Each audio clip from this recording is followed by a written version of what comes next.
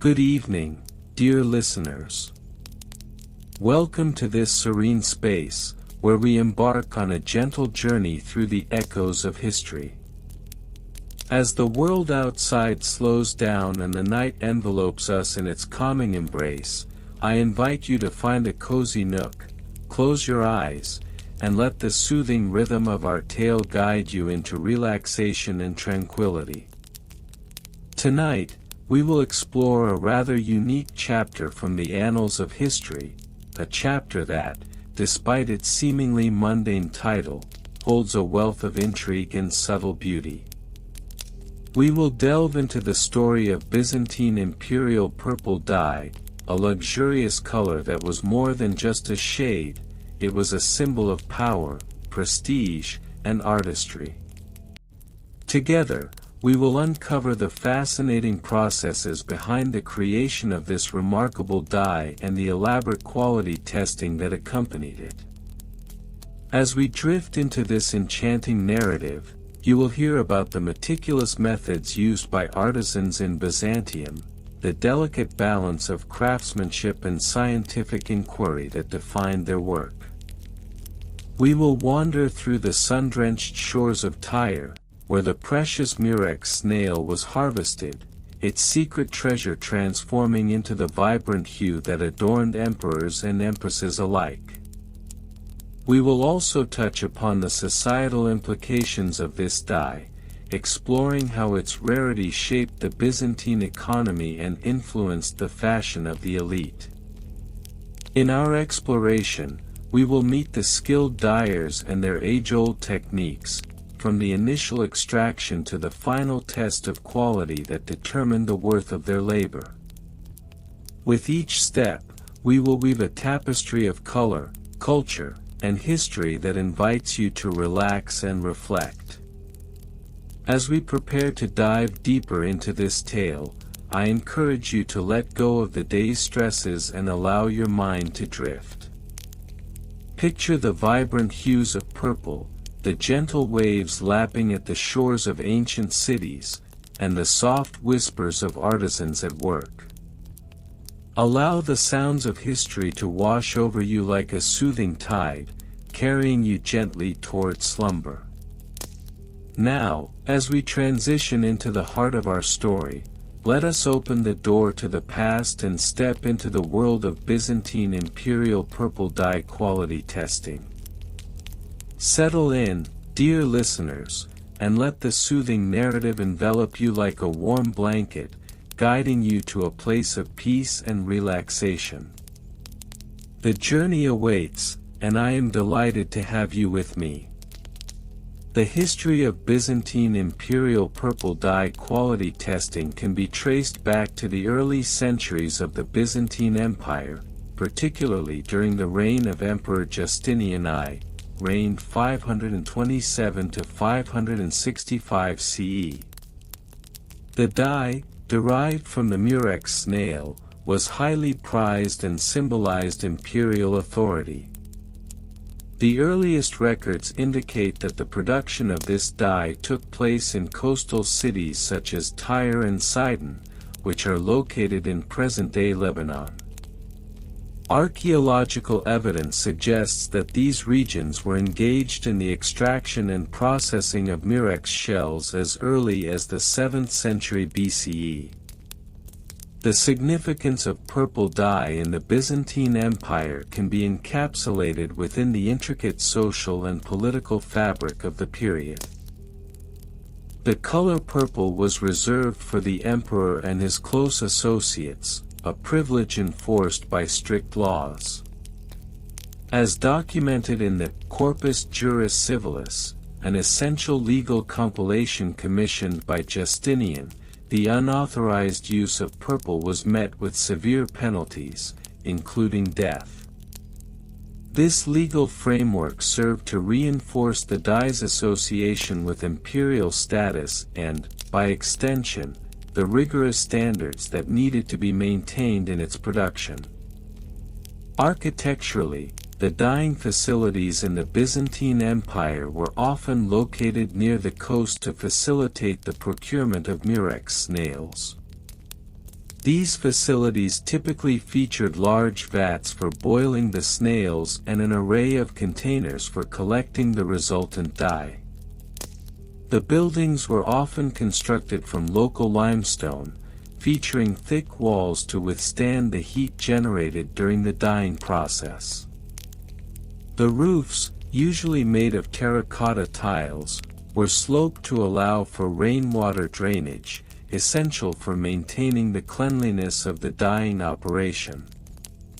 By the time of Justinian, the administrative procedures surrounding the quality testing of purple dye had become quite formalized. The emperor established a bureaucratic framework to oversee the production and distribution of imperial purple.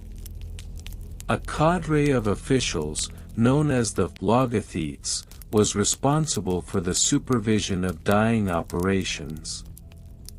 These officials were tasked with ensuring that the dye met the stringent quality standards required for imperial garments. Reports indicate that regular inspections of dyeing facilities were conducted, with inspectors taking samples of the dye for laboratory analysis. Daily routines of workers in the dyeing facilities were structured around the cyclical nature of the murex harvesting seasons. Typically, the harvest occurred in late summer, when the snails were most abundant. Workers would gather at dawn, equipped with nets and baskets, to collect the murex from tidal pools along the coastline. The collection process was labor-intensive and required knowledge of tidal patterns to maximize yields.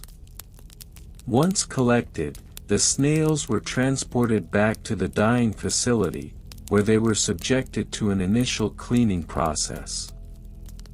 This involved removing debris and rinsing the snails in fresh water. Following this, the snails were boiled in large cauldrons. The boiling process was critical, as it released the dye from the shells. It is documented that the boiling required careful temperature control to avoid damaging the dye's color properties. Workers monitored the cauldrons throughout the process, ensuring that the dye reached the correct consistency. Upon completion of the boiling, the dye was strained and stored in earthenware jars. The jars were labeled with detailed records of the dye's batch number, the date of production, and the names of the workers involved in the process. This meticulous record-keeping was a vital component of the quality assurance measures instituted by the Byzantine administration. Once the dye was prepared, it was subjected to quality testing before being officially sanctioned for use in imperial garments. This process was overseen by a designated quality control officer, who would evaluate the dye based on several parameters, including color fastness, hue, and viscosity. These tests were conducted under controlled lighting conditions to ensure accurate assessment. If the dye did not meet the established criteria, it was deemed unacceptable for imperial use and either discarded or repurposed for lesser garments. In addition to color assessment, the quality testing process also involved a sensory evaluation where the dye was examined for its odor and texture. The quality control officer would often recruit a panel of trained artisans to assist in this process, as their expertise was deemed essential for identifying subtle variations in quality. The testing panel would convene in designated chambers within the dyeing facility, often adorned with frescoes depicting scenes of dye production, adding a degree of solemnity to the proceedings. Documentation from the period indicates that the quality testing procedures were not merely bureaucratic formalities but rather crucial to maintaining the prestige of the imperial purple. An incident recorded in the Chronicles of Michael the Syrian, dated to the mid-12th century, details a scandal involving the distribution of substandard dye to the imperial court, resulting in an immediate inquiry into the quality control processes. This incident underscores the importance placed on maintaining high standards in the production of imperial purple dye. As the Byzantine Empire transitioned through various political and economic challenges, the methods of dye production and quality testing evolved, albeit slowly. By the 9th century, the rise of rival nations and the influx of alternative dyes began to challenge the monopoly of Byzantine purple. In response, the empire further entrenched its quality control measures, establishing regional dyeing centers that operated under the direct oversight of local governors, who were held accountable for the quality of products outputted from their jurisdictions. These regional centers became hubs of innovation, where artisans were encouraged to experiment with different murex species and dyeing techniques. Records from the Book of Ceremonies, compiled during the reign of Emperor Constantine VII Porphyrogenitus, reigned 913 to 959 CE, reveal that an imperial edict was issued to standardize the hues of purple dye, resulting in the establishment of a color grading system. This system classified purple into categories based on saturation and brightness, further solidifying the empire's commitment to quality. The daily life of artisans working in these regional dyeing centers was marked by a rigorous schedule. Men and women alike participated in the labor-intensive processes, often working from dawn until dusk. The work was physically demanding, requiring both strength and skill to manage the heavy cauldrons and large quantities of raw materials. Within these centers, a hierarchy of artisans emerged, with master dyers training apprentices in the nuanced techniques of dye extraction and application. Quality control extended beyond the production phase and into the distribution of the dye. Byzantine merchants were required to submit samples of their products for testing before they could be sold to the nobility or the imperial court. This process involved the same quality control officers who had supervised the production. The samples were scrutinized, and only those that passed inspection were granted official certification, often marked with a seal bearing the imperial insignia. This bureaucratic thoroughness led to the establishment of a complex network of trade regulations governing the sale of purple dye. Merchants were required to register their dyeing operations with local authorities and maintain detailed records of their transactions. These regulations were codified in the Basilica, a comprehensive legal code promulgated in the late 9th century, which included provisions specifically addressing the trade of purple dye. Despite the rigorous testing procedures, instances of fraud and corruption occasionally surfaced within the dyeing industry. Historical records from the 11th century reveal that some merchants resorted to mixing inferior dyes with small quantities of genuine purple to increase profit margins. This practice prompted further reforms to the quality control system, leading to the establishment of an official body responsible for investigating claims of fraud. The Byzantine Empire's focus on maintaining the highest standards in purple dye production and quality testing reflects broader themes within Byzantine society, particularly the interplay between authority, status, and craftsmanship. The dye's status as a symbol of power and prestige necessitated an unwavering commitment to quality, which was reflected in the administrative, architectural, and social practices surrounding its production. In conclusion, The history of Byzantine imperial purple dye quality testing is a testament to the empire's complex bureaucracy and the meticulous attention to detail that characterized its administrative practices. Through the establishment of rigorous testing procedures, the Byzantine state ensured that the royal color remained a symbol of imperial authority, an endeavor that involved not only the technical aspects of dye production but also the cultural significance of color in the socio-political landscape of the time. The legacy of these practices can still be observed in contemporary discussions surrounding craftsmanship, quality assurance, and the commodification of color. The construction methods utilized in the production of Byzantine imperial purple dye were of paramount importance in ensuring the quality and consistency of the final product. The primary materials involved were derived from the murex snail, particularly the species Murex brandaris and Murex trunculus. These mollusks were harvested along the coasts of the Mediterranean, primarily in regions such as Tyre and Sidon, where the dyeing process was established as early as the 6th century BCE. The construction of dyeing facilities, or dye works, was executed with specific architectural features to accommodate the intricate processes involved. Typically, these structures were built from local stone, such as limestone or marble, which provided durability and resistance to the corrosive nature of the dyeing agents. The floors were often constructed with sloping surfaces to allow for the drainage of excess fluid, while the walls were coated with a mixture of mortar and lime to prevent discoloration from the dye.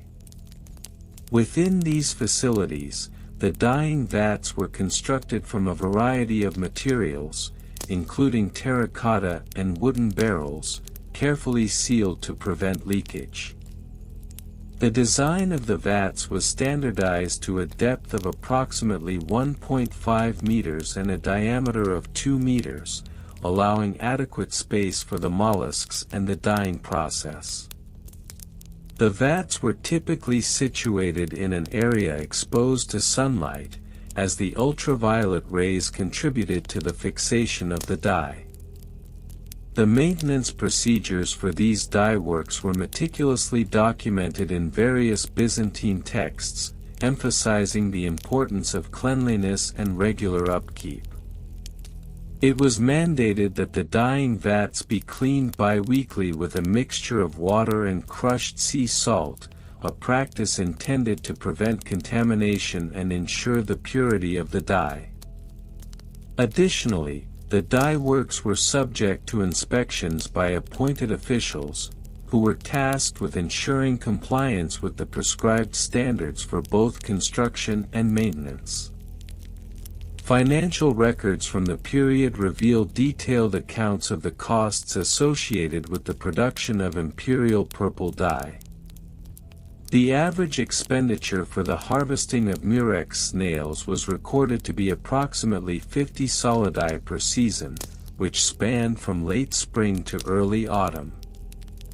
Labor costs were also significant. Skilled laborers, who were responsible for extracting the dye, earned about 10 solidi per day, while apprentices received a mere 2 solidi. It is estimated that a single production cycle, which involved the extraction, processing, and dyeing of textiles, could range from 300 to 500 solidi in total expenses.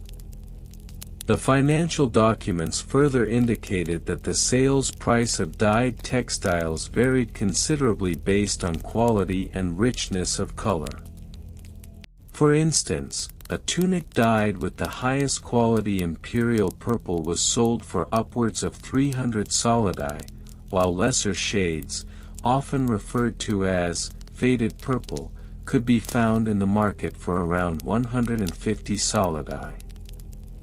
This disparity in pricing contributed to the establishment of a rigorous system of quality testing, conducted by specialized personnel known as color inspectors. The personnel involved in the dyeing process were categorized into several distinct roles, each with specific job descriptions. The dye master, or dyeing overseer, was responsible for the overall management of the dye works, ensuring that production schedules were met and that quality standards were adhered to. The dye master typically had at least 15 years of experience in the field and was required to possess a comprehensive understanding of the chemical properties of the dyes. Supporting the dye master were the dye technicians, who undertook the actual extraction and processing of the murex snails. Each technician was expected to extract dye from approximately 1,000 snails per day, a labor-intensive task that required both precision and expertise.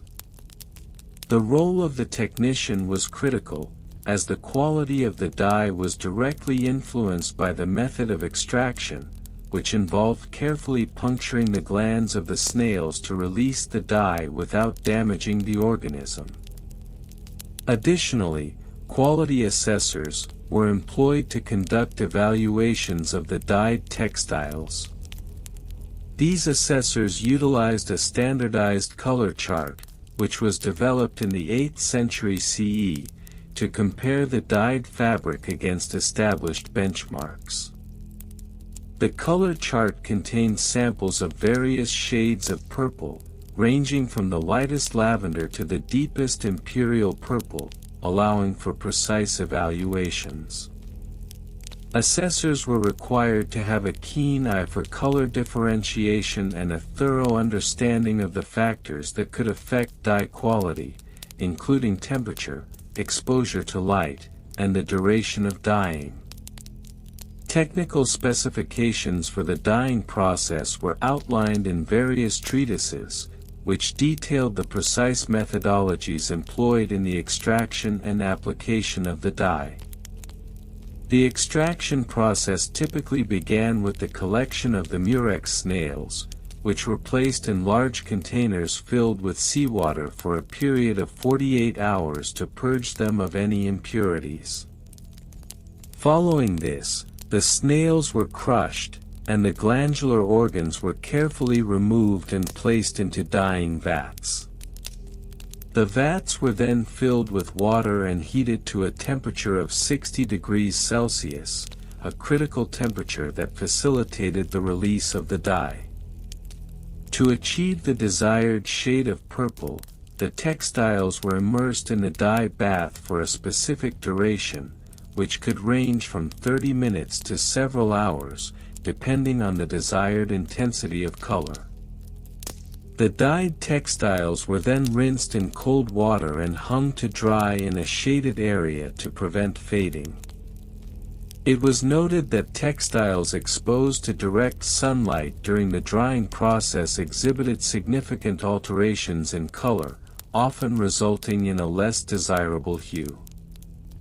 The scientific aspects of dyeing were rigorously documented, with various formulas and recipes passed down through generations. One such formula, dated to the 9th century CE, specified a mixture of crushed murex glands, sea salt, and a small quantity of vinegar to enhance the vibrancy of the dye.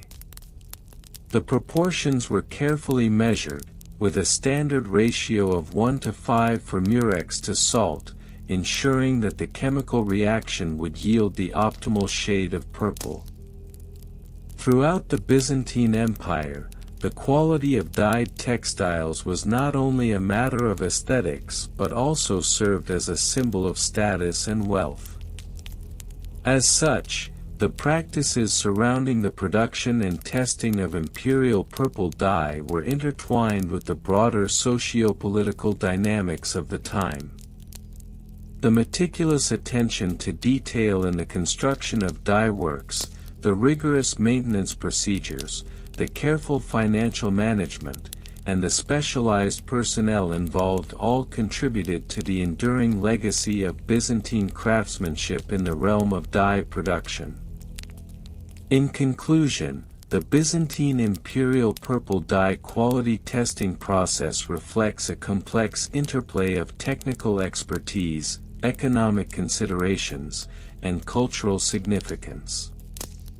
The methods employed in construction, maintenance, financial management, personnel roles, and technical specifications underscore the importance placed upon quality in the production of this highly sought-after dye. As the legacy of these practices continues to influence contemporary discussions surrounding craftsmanship and color commodification, it is evident that the Byzantine approach to dye quality testing remains a pertinent topic of study for historians and scholars alike. The testing of imperial purple dye in Byzantine times was not merely an artisanal endeavor, it represented a complex interplay of construction methods, materials, maintenance procedures, financial considerations, personnel management, and technical specifications. A meticulous approach was adopted to ensure the quality of the dye, which was deeply intertwined with the prestige of the Byzantine Empire. Construction methods and materials. The production of imperial purple dye primarily relied on the extraction of a glandular secretion from the murex snail, specifically Murex brandaris and Murex trunculus. The extraction process began with the careful collection of these mollusks along the coastal regions of the Mediterranean, with Tyre and Sidon being the most notable sources. The collection was typically carried out between March and June, as this period yielded the highest concentration of dye-producing snails. Once collected, the snails were subjected to a precise process involving crushing and boiling. The construction of the dye vats was critical in this phase. The vats were typically made from clay or stone, with a diameter of approximately 1.5 meters and a depth of 0.8 meters. The walls of these vats were often reinforced with a mixture of lime and sand to prevent seepage, allowing for a more controlled extraction environment. The boiling process itself was conducted at a temperature range of 70 to 80 degrees Celsius, maintained for a period of 12 to 24 hours to ensure thorough extraction of the dye. After extraction, the dye underwent a fermentation process, which could last from 1 to 3 weeks depending on environmental conditions, specifically humidity and temperature. The fermentation was conducted in sealed containers, often made from amphorae with a capacity of 20 liters, to prevent contamination and evaporation. The careful monitoring of these containers was essential, as any exposure to air could adversely affect the dye quality. Maintenance procedures. The maintenance of dye production facilities was paramount to ensuring the longevity and efficiency of the dye extraction process.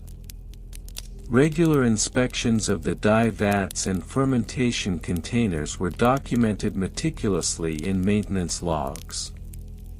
Each facility was required to adhere to a cleaning schedule, with a thorough cleaning of vats occurring at least once every 3 months. This involved scrubbing the interiors with a mixture of water and ash, followed by a thorough rinsing process that lasted no less than 2 hours. In addition to routine cleaning, the personnel were tasked with monitoring the pH levels of the dye solution. Optimal pH levels for dye extraction were determined to be between 6.5 and 7.5. Any deviation from this range could result in a loss of color intensity. Personnel were required to conduct pH tests twice weekly, using litmus paper sourced from the local apothecary. Records of these tests were maintained in a ledger, with each entry noting the date, time, and results of the tests. Furthermore, the dye production facilities were equipped with storage areas for raw materials, which included not only the murex snails but also various mordants used in the dyeing process, such as alum and tartar, both crucial for enhancing the dye's adherence to fabric. The storage conditions were strictly regulated, with a temperature not exceeding 25 degrees Celsius and humidity levels kept below 60% to prevent spoilage. Financial records and costs. The financial aspect of dye production was complex, reflecting both the labor-intensive nature of the process and the high value placed on the resultant dye. Historical records indicate that the cost of 1 kilogram of imperial purple dye in the late 6th century could reach as high as 300 solidi, a substantial sum considering that a skilled laborer earned approximately 1 solidus per day. In a detailed ledger maintained by the Imperial Dye House in Constantinople, entries from the year 565 AD illustrate the financial outlay for a single batch of dye production. The costs included: procurement of snails, 100 solidi for 500 kilograms. Labor costs, 50 solidi for 10 workers over the extraction period. Fuel for boiling, approximately 20 solidi for wood and charcoal. Maintenance and cleaning supplies, around 15 solidi. This totals to approximately 185 solidi, allowing for a profit margin of nearly 62% on the sale of the final product. Additionally, variances in costs were meticulously documented, with notations made regarding fluctuations in snail availability and regional price differences that could affect production costs. Personnel and job descriptions. The production of imperial purple dye necessitated a diverse team of skilled laborers, each with specific roles and responsibilities. The following outlines the primary positions involved in dye production. 1. Dye master, Magister Fucorum.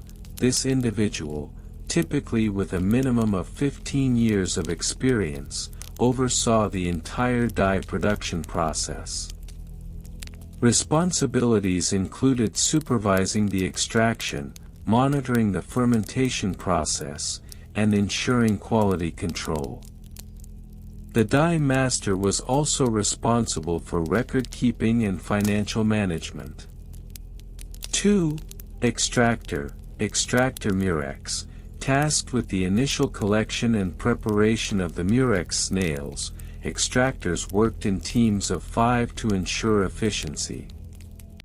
Their duties included the cleaning of snails, crushing, and managing the boiling process under the dye master's guidance. 3. Fermentation technician, Technicus fermentum. This specialized role focused on the fermentation phase, monitoring the environmental conditions and conducting regular pH tests. Technicians were expected to have a keen understanding of the chemical processes involved and were often trained in basic chemistry. 4. Maintenance worker, Operarius maintenance, responsible for the upkeep of the dye facilities, including cleaning the vats, maintaining storage areas, and ensuring compliance with health and safety regulations. 5. Apprentice, Discipulus, typically young individuals. Apprentices assisted in various tasks under the supervision of more experienced workers. Their training could last up to 5 years, during which they gained knowledge in dye extraction, maintenance procedures, and quality control. Technical specifications. The technical specifications for the dyeing process were established over centuries of practice, and these parameters were documented in various treatises and manuals. The following specifications highlight the critical aspects of dye production. Dyeing temperature. The optimal dyeing temperature for fabrics was maintained between 60 to 70 degrees Celsius. This temperature allowed for maximum dye penetration into the fibers without damaging the material. Fabric types. The most common fabrics used for dyeing included wool and silk. Wool, when pre-treated with mordants, absorbed the dye more effectively than other materials. Silk, while more expensive, produced a vibrant hue that was highly sought after by the elite. Mordanting process. The mordanting process involved the application of a solution containing 10% alum to the fabric before dyeing. This pre-treatment enhanced the dye's adherence and color fastness. The fabric was soaked in the mordant solution for at least 24 hours prior to the dyeing process. Color fastness testing. After dyeing, the color fastness was tested by exposing the dyed fabric to sunlight and washing it in cold water. A scale from 1 to 5 was used to evaluate color fastness, with 5 indicating no fading and 1 indicating severe color loss. In summary, the Byzantine approach to purple dye quality testing was a highly structured process encompassing various elements from materials and construction methods to personnel management and financial oversight. Each aspect contributed to the overall reputation and value of the imperial purple dye, which remained a symbol of status and power throughout the Byzantine Empire. The construction methods and materials utilized in the production of the Byzantine imperial purple dye were critical to maintaining the quality and reputation of the dye, known as Tyrian purple. The process began with the establishment of dyeing facilities, which were often located near the Mediterranean coast to facilitate the collection of the necessary marine mollusks, specifically the Murex brandaris and Murex trunculus. These facilities were typically constructed using local limestone, which was readily available and provided suitable structural integrity. The dyeing vats were constructed from large, circular stone basins with diameters ranging from 1.5 to 2 meters and depths of approximately 0.75 meters. Each vat was meticulously carved, ensuring a smooth interior surface that would not retain residues from previous dyeing processes. The stone was chosen for its durability, and the overall design allowed for optimal temperature regulation during the dyeing process, which was crucial for achieving the desired hue. In terms of materials, the primary input was the aforementioned mollusks, which were harvested during the months of June through August, when they were most abundant. The collection required a labor force skilled in fishing techniques, typically involving nets and small boats. Once collected, the mollusks were processed immediately to prevent deterioration. The shells were cracked open, and the glandular tissue was extracted, yielding a liquid substance that contained the dye precursor. It took approximately 12,000 Murex snails to produce just 1.4 grams of pure dye, highlighting the labor-intensive nature of the operation. Maintenance procedures for the dye facilities were stringent, ensuring that the production environment remained optimal for quality dyeing. Regular cleaning of the dyeing vats was mandated, occurring bi-weekly, using a mixture of water and lime to neutralize any residual dye that could affect subsequent batches. Additionally, inspections were conducted monthly by overseers, who were responsible for documenting the condition of the facilities and any necessary repairs. The records from these inspections indicated a standard maintenance cost of around 50 solidi per month, allocated for repairs and cleaning supplies, which were documented in the comprehensive financial ledgers. The financial records and costs associated with the production of imperial purple dye were meticulously maintained to ensure transparency and accountability. Each dyeing facility was required to keep detailed ledgers, recording every aspect of the operation, from the cost of raw materials to labor expenses. The average cost of labor per worker involved in the dyeing process was approximately 4 solidi per day, with workers typically employed for an average of 30 days per month. This resulted in an average monthly labor cost of 120 solidi per worker. In addition to labor, the procurement of mollusks represented a significant expense. Historical records indicate that an average shipment of 10,000 murex snails would cost around 30 solidi, which, when combined with labor costs, brought the total monthly expenditure for a dyeing facility to approximately 150 solidi. This expense was offset by the high market price of finished dye, which could fetch anywhere from 1,500 to 3,000 solidi per kilogram, depending on the quality and hue produced. Personnel involved in the dyeing process were categorized into distinct roles, each with specific job descriptions that outlined their responsibilities. The chief dyer, known as the auctor, was responsible for overseeing the entire production process, from the initial collection of mollusks to the final quality testing of the dye. This individual typically had at least a decade of experience and was compensated with a monthly salary of 200 solidi. The assistants, or adiutors, played a crucial role in the day-to-day operations. Their responsibilities included the preparation of mollusks, monitoring the dyeing process, and maintaining the cleanliness of the facilities. Each assistant received a salary of around 80 solidi per month.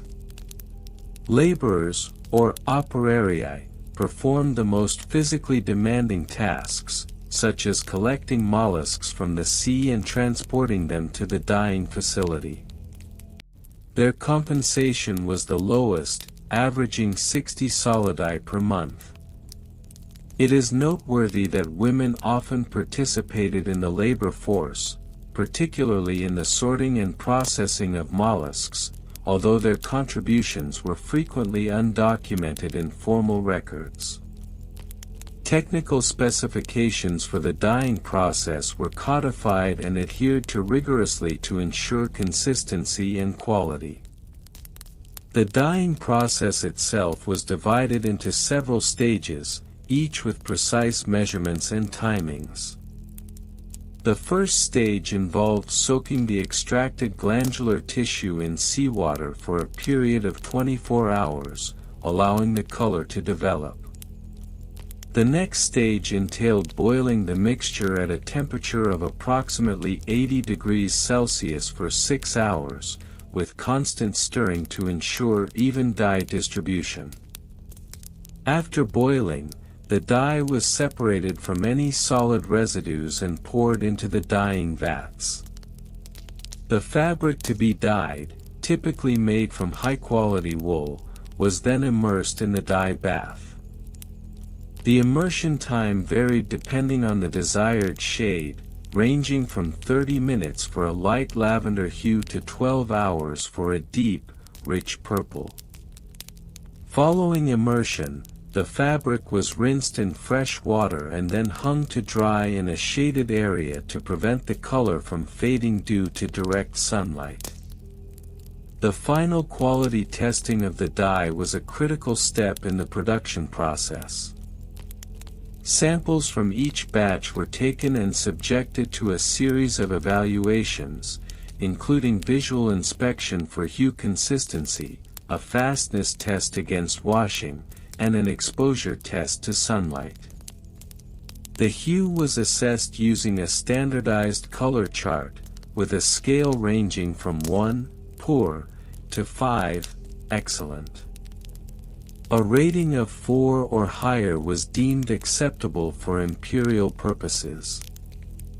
Documentation of these evaluations was maintained meticulously, with each batch logged into a quality control ledger. Discrepancies in quality resulted in a thorough investigation, often leading to adjustments in the dyeing process or a re-evaluation of raw materials. The average rejection rate for batches was approximately 10%, with reasons for rejection often cited as insufficient dye concentration or undesirable color variations. The meticulous nature of the Byzantine imperial purple dye production process not only ensured a product of high quality but also reinforced the economic and social structures of the empire. The dye became a symbol of imperial power, and its production reflected the intricate relationship between craftsmanship, commerce, and the state. The financial records, maintenance procedures, personnel management, and technical specifications collectively contributed to the ongoing legacy of Byzantine purple dye as a marker of prestige. In conclusion, the Byzantine imperial purple dye industry was characterized by its complex construction methods and materials, rigorous maintenance procedures, detailed financial records, well-defined personnel roles, and stringent technical specifications. Each aspect played a pivotal role in ensuring the quality and status of the dye, which remained a coveted commodity throughout the history of the Byzantine Empire. The legacy of Tyrian purple, both as a color and as a cultural artifact, continues to endure, serving as a testament to the sophistication and administrative prowess of Byzantine society. The production of Byzantine imperial purple dye was a multifaceted enterprise that required meticulous planning, skilled craftsmanship, and rigorous quality control. The construction methods and materials utilized in the dyeing facilities were critical to ensuring the purity and consistency of the dye. These facilities, often situated near coastal areas for easy access to the necessary marine resources, were typically built using local stone and timber. The walls were constructed from limestone, which provided insulation and stability, while the roofs were frequently made from terracotta tiles, designed to withstand the region's climate. Within these facilities, the dyeing process was conducted in large vats, typically made of terracotta or lead. The choice of materials for the vats was crucial, as lead was known to impart certain properties to the dye, although its use was carefully regulated due to health concerns. The dimensions of these vats varied, but most measured approximately 1.5 meters in diameter and 2 meters in height, allowing for sufficient volume to process large quantities of raw materials. The dyeing process itself involved the careful handling of murex shells, which were harvested from the local waters. Each shell contained a small gland that secreted the purple dye, and it took thousands of these shells to produce a single pound of dye. In terms of maintenance procedures, the dyeing facilities required regular cleaning and upkeep to prevent contamination and ensure the quality of the dye produced. Workers were tasked with scrubbing the vats with salt and water, a process that occurred bi-weekly. Additionally, any residual dye was meticulously collected and returned to the production cycle to minimize waste. Records indicate that the facilities typically conducted an annual deep clean, which involved draining the vats and inspecting for any structural damages. This maintenance was critical, as any impurities could lead to variations in the dye's hue, which was unacceptable for imperial use. Financial records from the late 6th century reveal the costs associated with the production of purple dye. The acquisition of raw materials, particularly the murex shells, was the most significant expense, often accounting for over 60% of the total production costs. In the year 568, for example, the price of murex shells was recorded at 15 solidi per 1,000 shells, a price that fluctuated based on the season and availability. The total expenditure for a single dyeing operation, including labor and materials, was documented at approximately 100 solidi. This included wages for the workers, which averaged around 5 solidi per day, and the costs associated with transporting the shells to the dyeing facility. Personnel involved in the production of purple dye included a variety of skilled and unskilled laborers, each with specific job descriptions. The head dyer, known as the dyeorgos, was responsible for overseeing the entire dyeing process. This individual was typically an experienced craftsman, often trained through an apprenticeship lasting several years. The dyeorgos was tasked with determining the optimal conditions for dye extraction, including temperature and timing. Beneath the dyeorgos were the murex collectors, who were responsible for harvesting the shells from coastal waters. These individuals often worked in teams and were known to cover several kilometers along the shoreline. Supporting the core production team were the vat cleaners, who were responsible for the cleaning and maintenance of the dyeing equipment. Their role, while critical, was often viewed as subordinate to the more skilled positions within the facility. Each vat cleaner was expected to possess a basic understanding of the dyeing process to prevent contamination during maintenance activities. The labor force also included apprentices, who would assist in various tasks under the guidance of more experienced workers. The ratio of apprentices to skilled workers was typically 1:3, fostering a learning environment within the facilities. Technical specifications for the dyeing process were documented in various texts and manuals, providing a comprehensive guide to ensure uniformity and quality. One such manual, attributed to a notable Byzantine scholar in the early 7th century, outlined the precise method for extracting the dye from the murex shells. The procedure began with the collection of shells, which were then processed by cutting them open to access the dye-producing gland.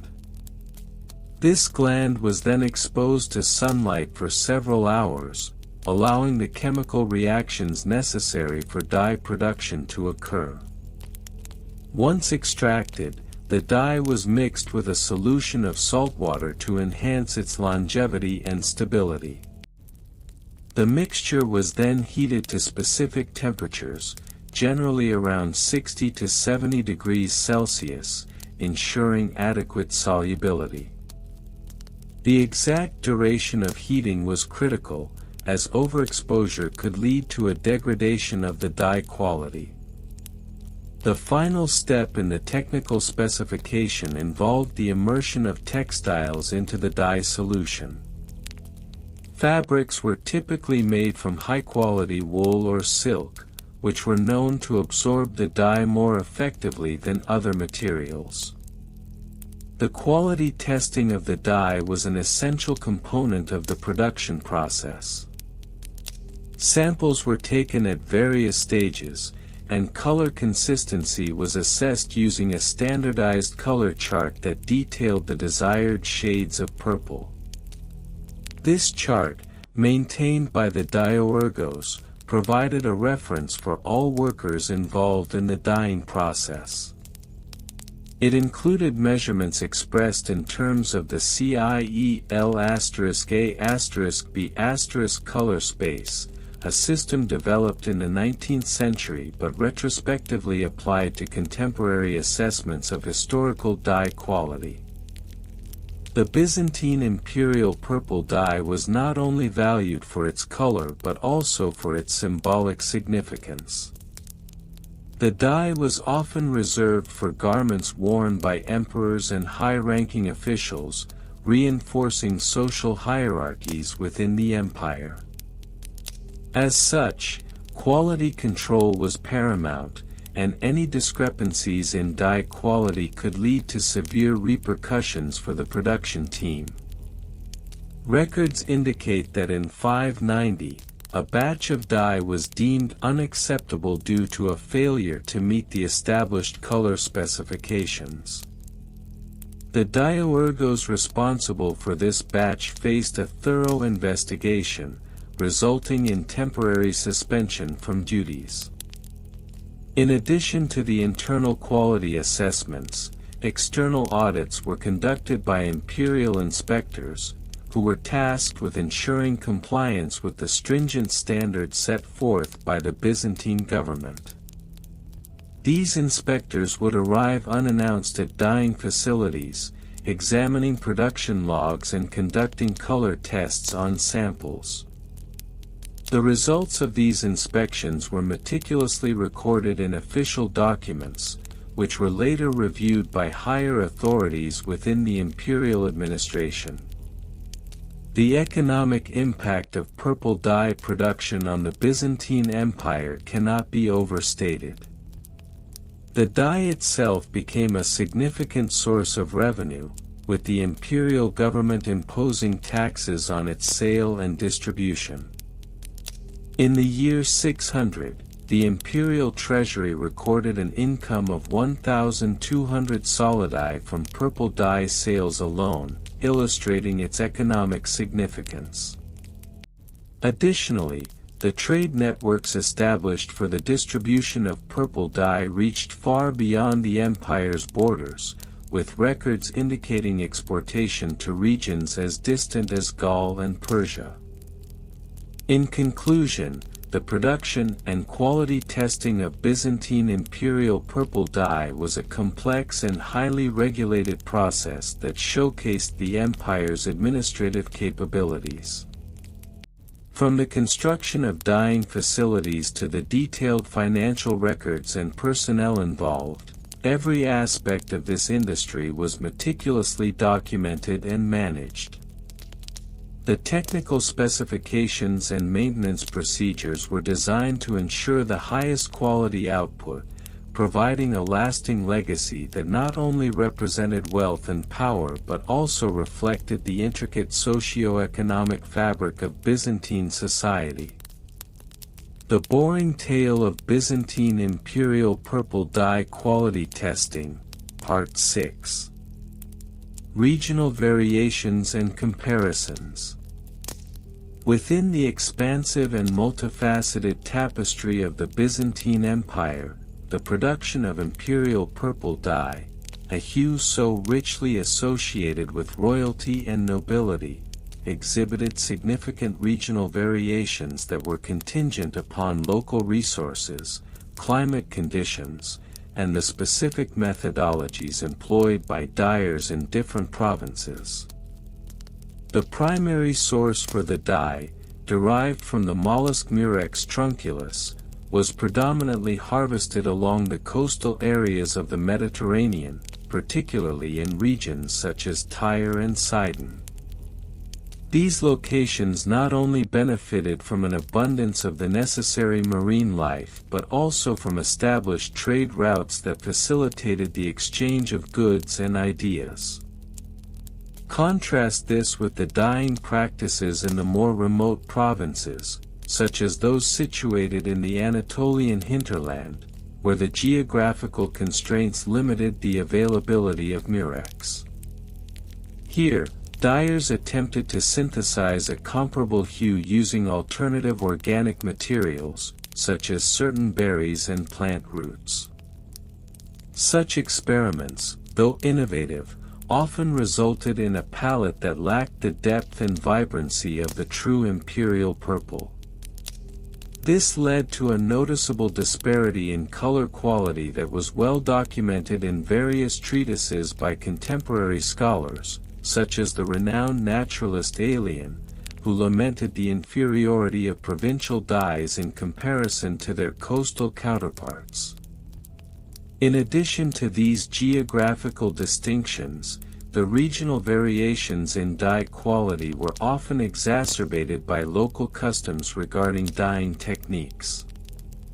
For instance, while the coastal cities adhered closely to the traditional methods passed down through generations, utilizing specific boiling times and precise salinity levels in the dye bath, the inland dyers exhibited a rather improvisational approach, often experimenting with different mordants and fixatives to achieve a satisfactory shade.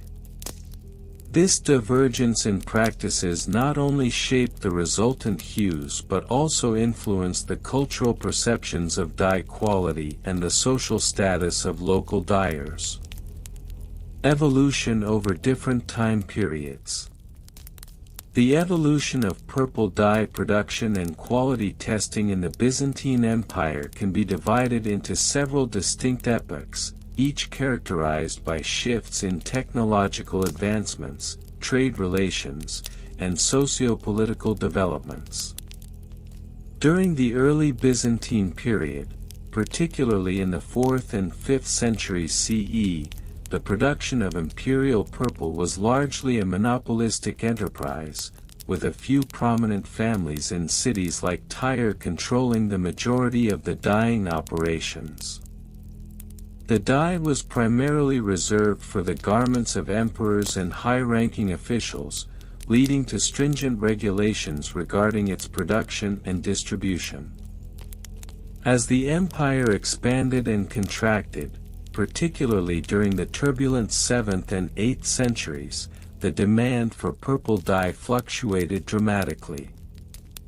The rise of the Islamic caliphates led to increased competition for trade routes and resources, which in turn propelled innovations in dyeing technology. The introduction of new chemical processes, such as the use of alum as a mordant, significantly enhanced the vibrancy and longevity of the dye. By the 9th century, there was a marked increase in the number of quality testing procedures being implemented, as the influx of dyes via trade from both the East and West necessitated a more robust system for ensuring consistency and authenticity. The subsequent centuries saw the establishment of formalized guilds and regulatory bodies that oversaw the production of purple dye. This institutionalization of quality testing mechanisms culminated in the 11th century, when the Byzantine authorities mandated comprehensive inspections of dye samples before they could be officially sanctioned for use.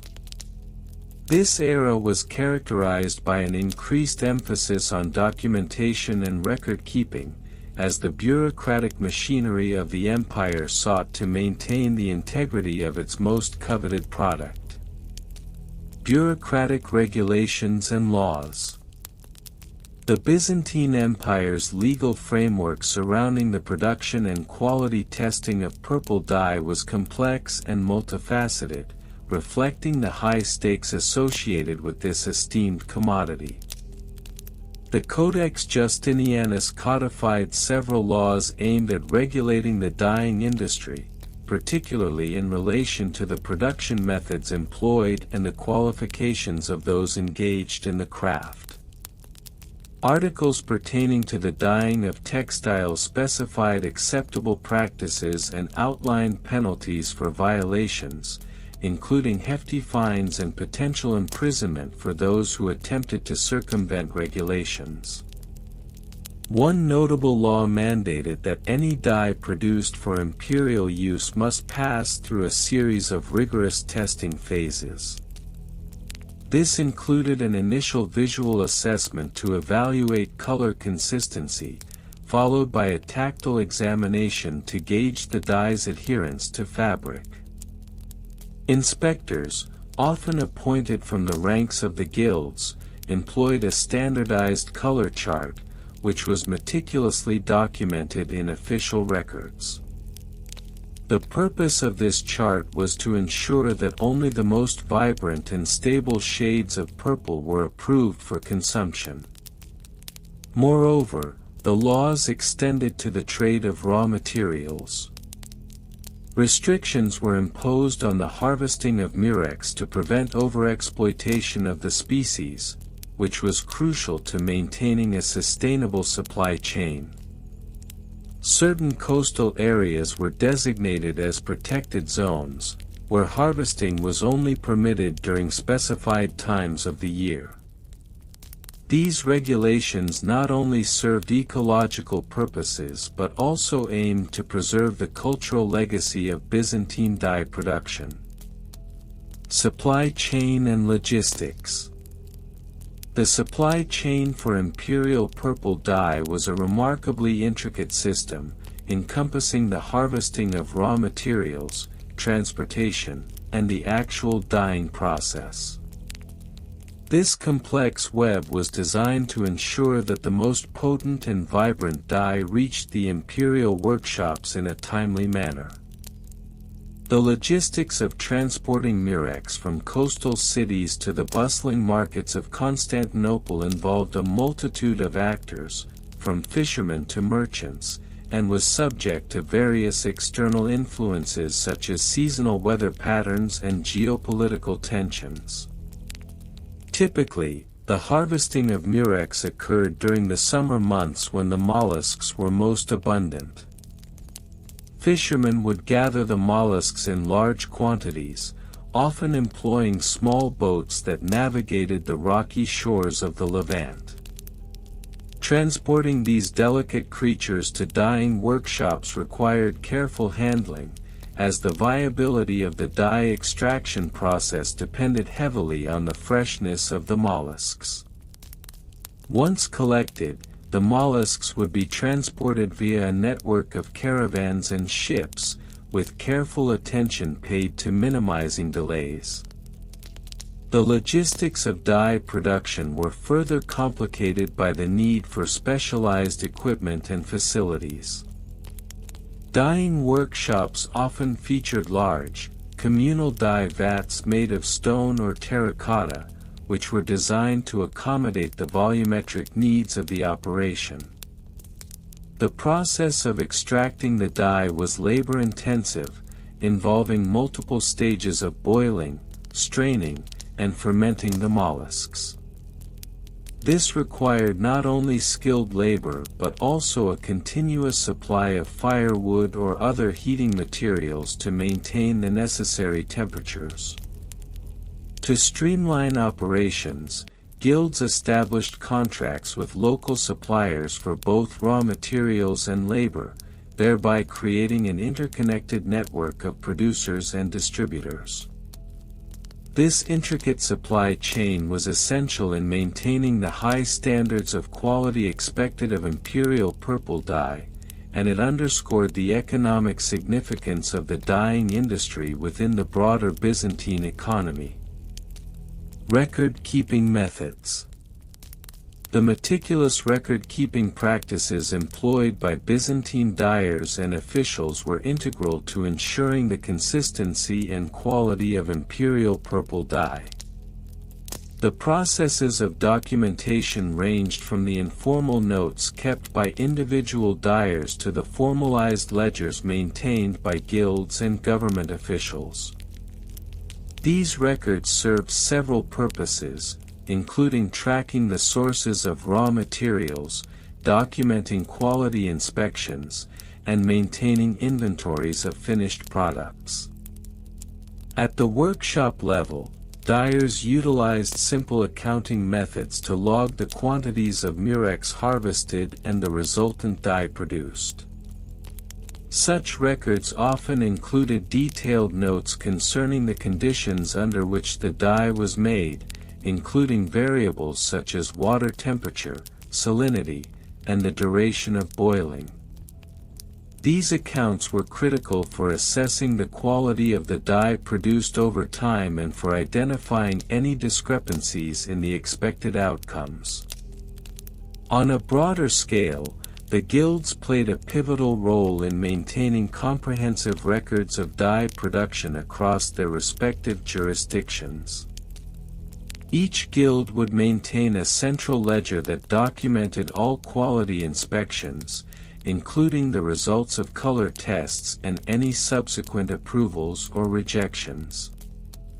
This documentation was not merely for internal purposes, it also served as a means of accountability to the imperial authorities, who required evidence of compliance with established regulations.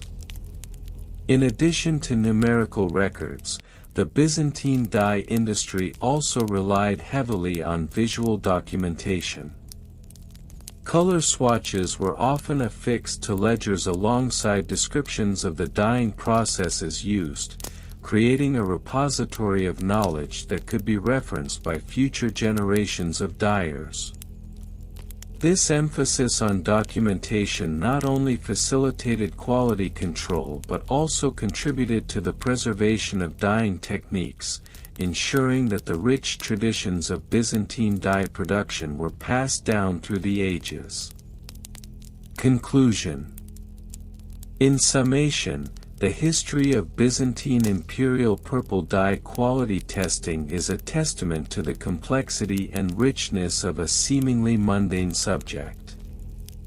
The regional variations, evolution over time, bureaucratic regulations, supply chain logistics, and record-keeping methods collectively paint a portrait of an industry that was both vital and intricate. The careful attention to detail exhibited by Byzantine dyers and officials underscores the significance of purple dye in the cultural and economic landscape of the empire, reflecting broader themes of artistry, authority, and tradition. While the topic may appear tedious, it is through these banal details that we glean insights into the lives and practices of those who contributed to the enduring legacy of imperial purple.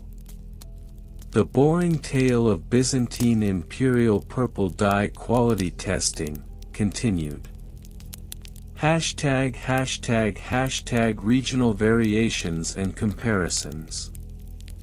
As we delve further into the somnolent intricacies of Byzantine imperial purple dye quality testing, it becomes imperative to consider the regional variations that emerged in response to both environmental factors and the socio-political landscape of the Byzantine Empire.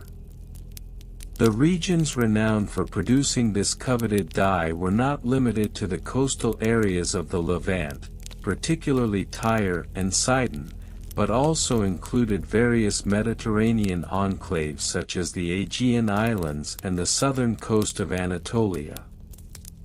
The Tyrian purple, derived from the murex snail, was particularly sought after, and its production was tightly controlled by local guilds. In contrast, the Aegean Islands, such as Chios and Lesbos, offered a different hue, often described as a more subdued shade of purple, which was nevertheless cherished for its unique characteristics. The comparison of these regions reveals not merely a divergence in color but also in the methodologies employed in dye extraction, which were often passed down through generations, laden with local folklore and artisanal secrets. Moreover, the quality of the dye was influenced by the local climate. For instance, the hotter, salter waters of the Levant contributed to a more concentrated dye, while the cooler Aegean waters yielded a lighter, more ephemeral shade. The significance of such variations cannot be understated in the context of imperial protocol, where even the slightest deviation in hue could result in diplomatic faux pas or, in extreme cases, the downfall of a lesser noble whose garments failed to reflect the majesty of the emperor. #Evolution over different time periods. The evolution of purple dye quality testing within the Byzantine Empire can be segmented into several distinct periods, each marked by technological advancements and shifts in societal norms. During the early Byzantine period, approximately 330 to 700 AD, the dyeing process was rudimentary, relying heavily on manual labor and traditional techniques. The murex snails were harvested, and the dye was extracted through a painstaking process that involved crushing the shells and fermenting the bodily fluids within. Quality testing during this period was largely qualitative, relying on the expertise of artisans who judged the dye's richness based on visual inspection and personal experience. As the empire progressed into the Middle Byzantine period, 700 to 1200 AD, several innovations began to emerge, prompted by increased trade with foreign nations and the consequent influx of new materials and techniques. It was during this time that the introduction of acid-based mordants, such as alum, revolutionized the dyeing process. The mordanting process allowed for a more vibrant and long-lasting dye, which necessitated a more formalized approach to quality testing.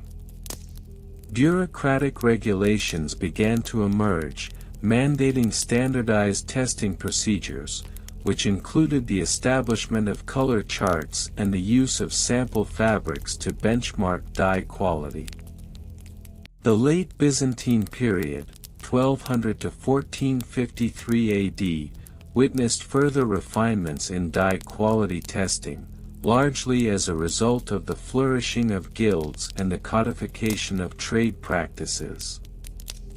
The establishment of the Purple Guild, an exclusive consortium of dyers, resulted in stringent quality control measures. The guild not only defined acceptable color ranges but also instituted a system of penalties for producers whose dyes failed to meet the established criteria.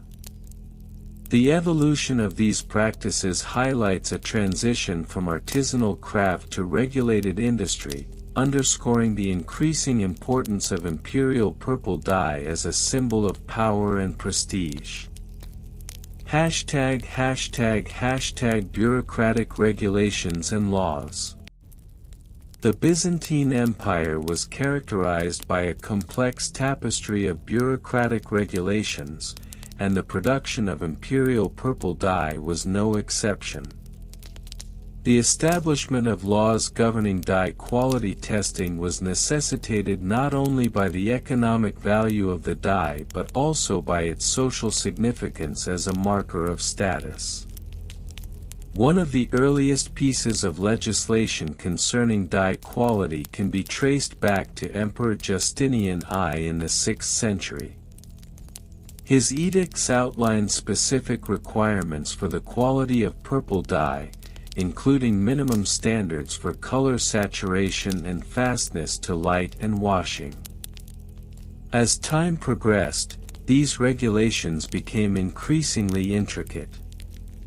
By the 10th century, legal texts such as the Epanagoge and the Basilica codified the requirements for the dyeing process, stipulating that only certain types of murex could be used and that producers were mandated to submit samples for official inspection.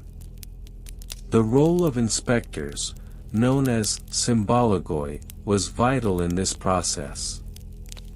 These officials were tasked with measuring the hue against established standards, employing rudimentary instruments akin to today's spectrophotometers, albeit far less precise. Moreover, the penalties for transgressions were severe. Fines could range from substantial monetary penalties to the confiscation of goods, and repeat offenders risked expulsion from the guild or imprisonment. This stringent regulatory environment fostered an atmosphere of competition among dyers, compelling them to innovate while remaining compliant with the laws. ### Supply chain and logistics. The logistics surrounding the supply chain of purple dye during the Byzantine era were as convoluted as they were fascinating. The procurement of murex snails, the primary source of the dye, was reliant on a network of coastal fishermen and traders, who would gather the mollusks from specific regions. The timing of the harvest was crucial, as the yield of dye was significantly affected by the lunar phases, a fact that was meticulously recorded by producers in their ledgers. Once harvested, the snails were transported to dyeing facilities, often located near the coast for ease of access to fresh seawater, which was essential for the dyeing process. The transportation methods varied, with some dyers employing wooden carts, while others utilized boats. The latter method was particularly prevalent in regions such as Tyre, where the proximity to the sea allowed for rapid transit. However, this also meant that the dyes were susceptible to spoilage, necessitating a swift and efficient logistics system. Furthermore, the supply chain was often disrupted by political instability or military conflicts, particularly during the 11th and 12th centuries. Periods of warfare would lead to blockades, significantly hindering the transport of goods and resulting in acute shortages. In response, the Byzantine government established reserves of dyed fabrics, which could be distributed in times of crisis, thus ensuring that the imperial court remained well supplied. ### Record-keeping methods. To maintain the complex systems of quality testing, regulations, and logistics, the Byzantine Empire developed intricate record-keeping methods that have left a lasting legacy. The bureaucratic apparatus surrounding the dyeing industry relied heavily on documentation. Scribes employed by guilds meticulously recorded every aspect of the dyeing process, from the quantities of murex harvested to the specific formulations used in dye baths. These records were often maintained in large, leather-bound codices, which were organized by region and producer. Each entry included not only the date and quantity of dye produced but also annotations regarding quality assessments conducted by inspectors. Such records were crucial for resolving disputes, tracking compliance with regulations, and managing inventory. In addition to written records, the use of seals was prevalent. Each guild would possess a unique seal that was pressed into wax on documents pertaining to transactions or quality assessments. This practice served both as a method of authentication and as a deterrent against fraud, as tampering with a seal could result in severe penalties. The meticulous nature of record-keeping extended beyond the guilds, as imperial officials maintained their own archives to oversee the dyeing industry. These records provided a wealth of information, enabling the government to forecast production trends and adjust regulations accordingly.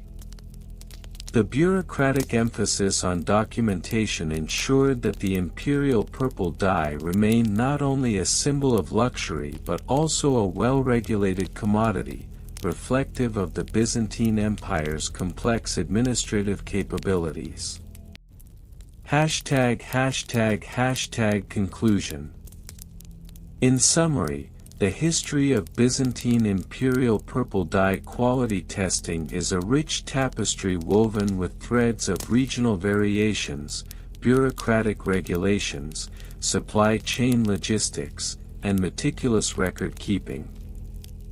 As we've explored, the evolution of these practices over time illustrates a profound transformation from artisanal craft to a highly regulated industry, driven by the empire's socio-economic and political dynamics. While the tale of purple dye may appear tedious, filled with minute details and excessive regulations, it is, in fact, a reflection of the broader complexities that defined the Byzantine Empire. It serves as a reminder that even the most mundane aspects of history can unveil the intricate social fabric of a society, revealing the interplay between art, commerce, and governance. The narrative of purple dye, while ostensibly a simple story of color, resonates with the myriad challenges and triumphs of an empire that sought to immortalize its legacy through the hues of its fabrics. Part 8, Regional Variations and Comparisons.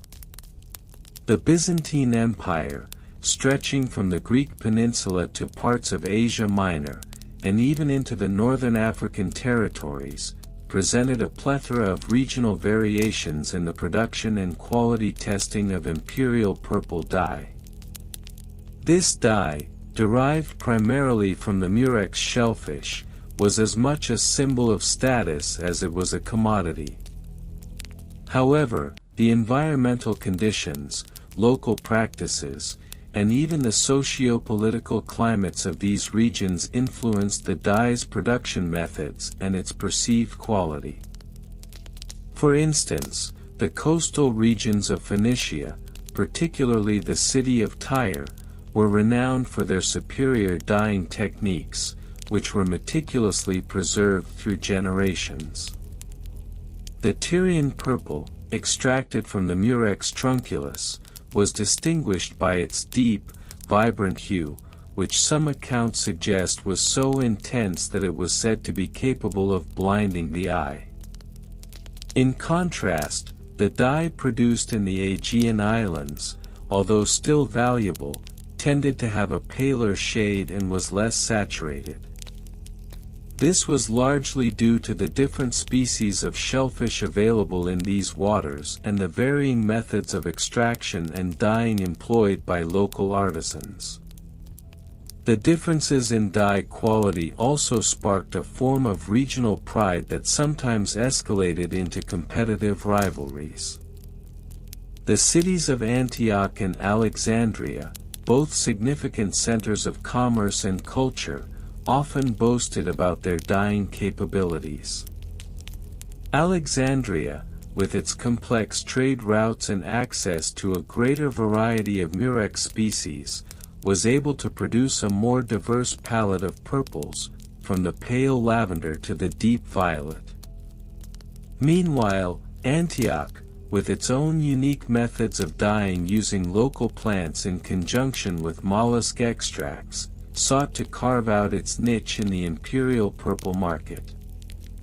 Part 9, Evolution over different time periods. The history of Byzantine imperial purple dye quality testing is also marked by significant temporal evolution influenced by technological advancements, economic conditions, and social changes. Initially, during the early Byzantine period, circa 330 to 600 AD, dye production was a labor-intensive process carried out by specialized craftsmen who employed rudimentary techniques. The extraction of dye from murex shells was conducted by hand, requiring a meticulous approach to ensure the quality of the dye was consistent. As the empire expanded and trade networks grew more sophisticated, advancements in dyeing technology began to emerge.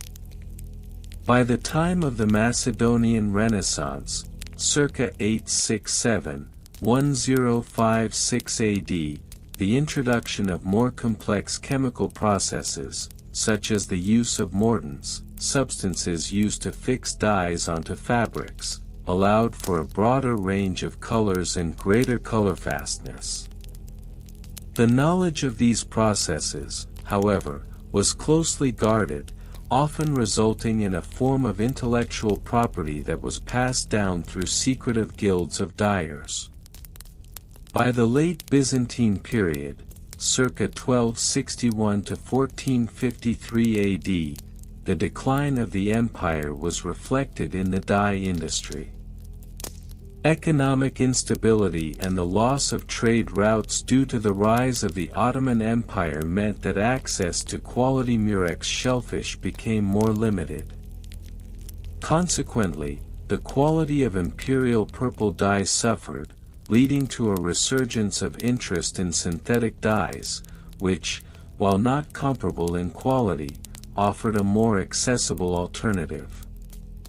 Part 10: Bureaucratic Regulations and Laws. The Byzantine Empire was known for its extensive bureaucracy, and the dyeing industry was no exception. The production and sale of imperial purple dye were subject to stringent regulations, reflecting the dye's status as a symbol of imperial authority. The Codex Justinianus, a monumental compilation of Roman laws, included specific legal provisions that governed the dyeing industry. These laws dictated everything from the types of shellfish that could be harvested to the methods of dyeing that were deemed acceptable. One notable regulation was the requirement for dyers to obtain a license from the local magistrate. This license was not merely a formality, it required the dyer to demonstrate a mastery of their craft and adherence to the established standards of dye quality. Failure to comply with these regulations could result in heavy fines or even imprisonment. Furthermore, the emperor himself often took an interest in the dye trade, issuing edicts that promoted certain practices or established penalties for the production of inferior dye.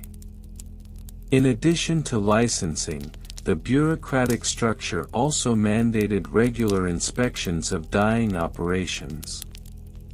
Inspectors, often drawn from the ranks of the guilds, were tasked with ensuring compliance with the laws. Their reports, painstakingly documented, provided insight into the state of the dye industry at various points in Byzantine history, revealing trends in production, quality, and even regional discrepancies. Part 11: Supply Chain and Logistics. The supply chain for imperial purple dye was a complex web of production, transportation, and market dynamics. The primary ingredient, the murex shellfish, was harvested primarily along the eastern Mediterranean coastline. Fishermen would gather these mollusks during specific seasons, often employing elaborate techniques to maximize their catch. The journey from the sea to the dyeing workshops was fraught with challenges, including spoilage and transport costs. Once harvested, the shellfish were brought to dyeing centers, often located in major cities like Tyre or Constantinople. Here, the labor-intensive process of extracting the dye began. The shells were crushed, and the mucus glands containing the dye were carefully collected. This process was not only labor-intensive but also required a precise understanding of the mollusk's anatomy, as the quantity of dye extracted varied significantly depending on the size and health of the shellfish. Logistically, the transportation of both raw materials and finished dyed textiles required careful planning. Merchants often employed caravans or ships to move goods along established trade routes. The Byzantine Empire's extensive network of roads and waterways facilitated this trade, but it was not without its difficulties. Frequent piracy, especially in the waters surrounding the Aegean, posed significant risks to merchants transporting valuable cargoes of dyed fabrics. The final destination for dyed textiles was often the imperial court, where garments adorned in the regal purple dye were reserved for emperors and high-ranking officials. However, the broader market for dyed textiles also included wealthy citizens and clergy, leading to a vibrant trade network that extended throughout the empire and beyond. Part 12: Record-keeping methods. Record-keeping in the Byzantine dye industry was a critical aspect of maintaining quality standards and ensuring compliance with regulations. The meticulous documentation of dye production, sales, and inspections formed a significant part of the overall bureaucracy. Scribes, often trained in the art of calligraphy, were employed to maintain these records, which were written on parchment or papyrus using ink made from carbon, gall nuts, and other natural materials. Dye producers were required to maintain detailed logs of their activities, including the quantities of shellfish harvested, the methods of dye extraction, and the batches of dye produced. These records served multiple purposes. They provided a means of tracking production levels, they helped in assessing the quality of the dye, and they offered a historical account of the dyers' practices. Moreover, the guilds of dyers often maintained their own internal records, which were used to share knowledge among members and ensure best practices were upheld. These records included recipe books detailing dyeing processes, color charts, and even accounts of successful and unsuccessful dye batches. Such documentation was invaluable, as it allowed dyers to refine their techniques over time and adapt to changing market demands.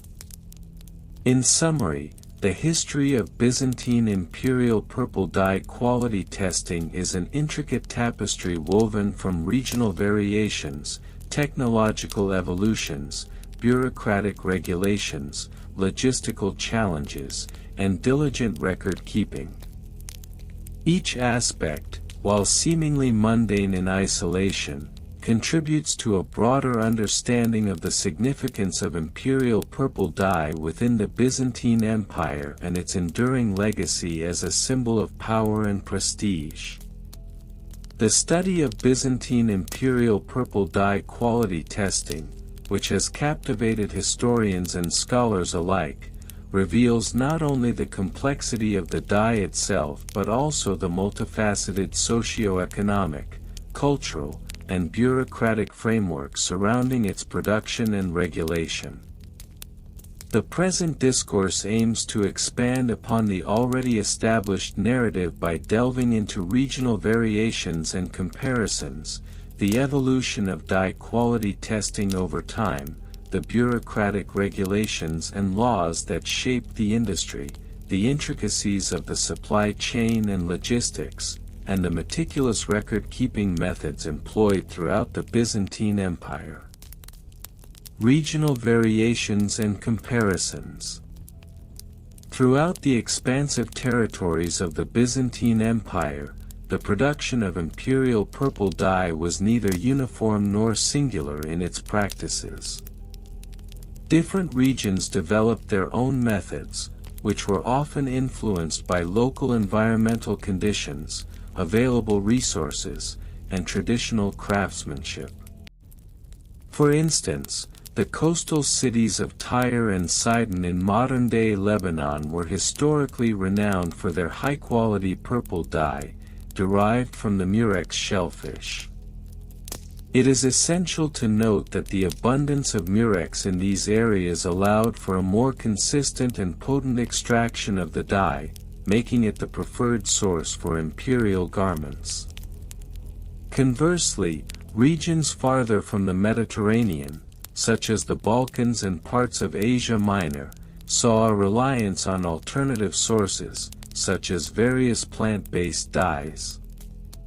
While these plant-derived dyes could mimic the hue of the prized murex dye, they were often regarded as inferior due to their lower color fastness and tendency to fade. This disparity in quality led to the establishment of local guilds that maintained strict oversight over dye production, often leading to a veritable hierarchy among the different dye-producing regions. The prestige associated with Tyrian purple became such that it fostered a sense of competition among these regions, each striving to replicate the quality that had become synonymous with the imperial court. Evolution over different time periods.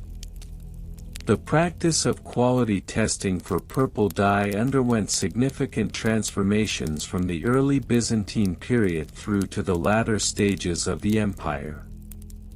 Initially, during the reign of Emperor Constantine I, c. 272 to 337 AD, the processes for dye quality assessment were rudimentary at best.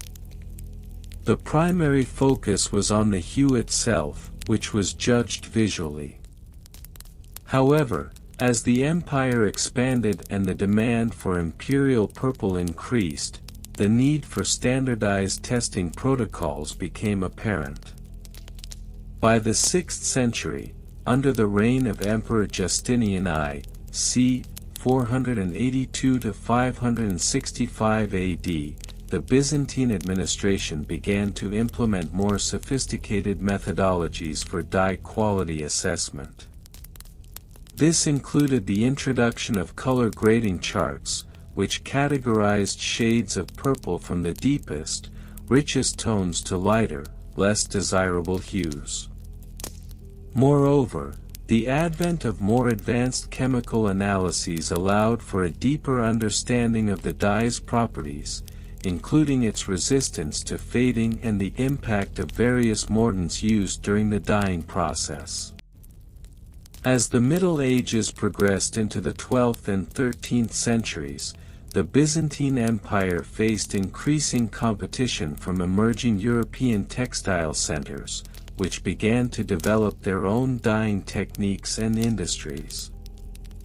This prompted a further refinement of testing protocols, as Byzantine artisans sought to maintain their reputation for producing the finest imperial purple.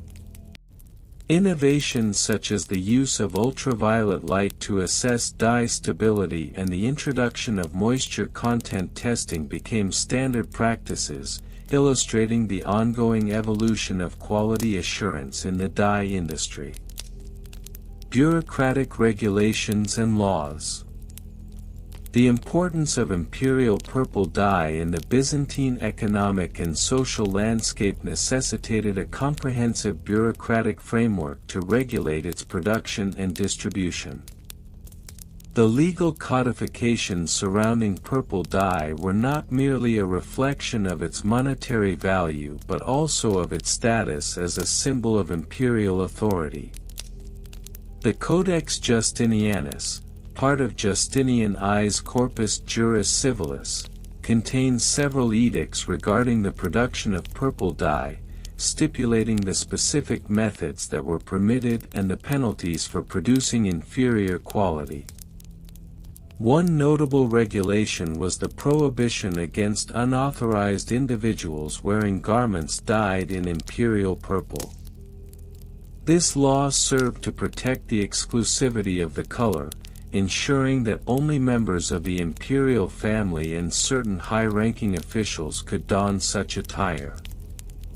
Violations of this law were met with severe penalties, including confiscation of property and, in some cases, imprisonment. The enforcement of these regulations necessitated a network of inspectors and officials tasked with monitoring the dyeing workshops and marketplaces, further embedding the bureaucracy into the fabric of daily life. Moreover, the Byzantine government often intervened in the dye market to stabilize prices and ensure quality. This included the establishment of state-run dyeing houses, particularly in key urban centers, where artisans were employed to produce purple dye under strict supervision. These establishments operated within a framework of regulations that dictated everything from the sourcing of raw materials to the methods of dye extraction and application. The intersection of law and craft is evident in the meticulous nature of these regulations, which sought to balance the need for economic stability with the preservation of the dye's esteemed status. Supply chain and logistics. The logistics surrounding the supply chain of imperial purple dye were intricate and indicative of the broader economic practices within the Byzantine Empire. The process began with the harvesting of murex shellfish, which was labor-intensive and required careful timing to ensure optimal quality. Fishermen specialized in this endeavor often operated under guilds that regulated not only their fishing practices but also the sustainable management of murex stocks. The shells were then transported to dyeing centers, primarily located in coastal towns, where laborers awaited to engage in the arduous task of processing. The transportation of both raw materials and finished products relied heavily on the extensive network of Byzantine roads and maritime routes. Trade was conducted through a series of ports, with Tyre and Constantinople serving as pivotal hubs. The logistics involved in transporting the delicate murex as well as the finished dyed fabrics necessitated careful consideration of environmental factors, including temperature and humidity, which could adversely affect the dye's quality. Merchants were tasked with ensuring that these goods were securely packaged and transported swiftly to avoid spoilage.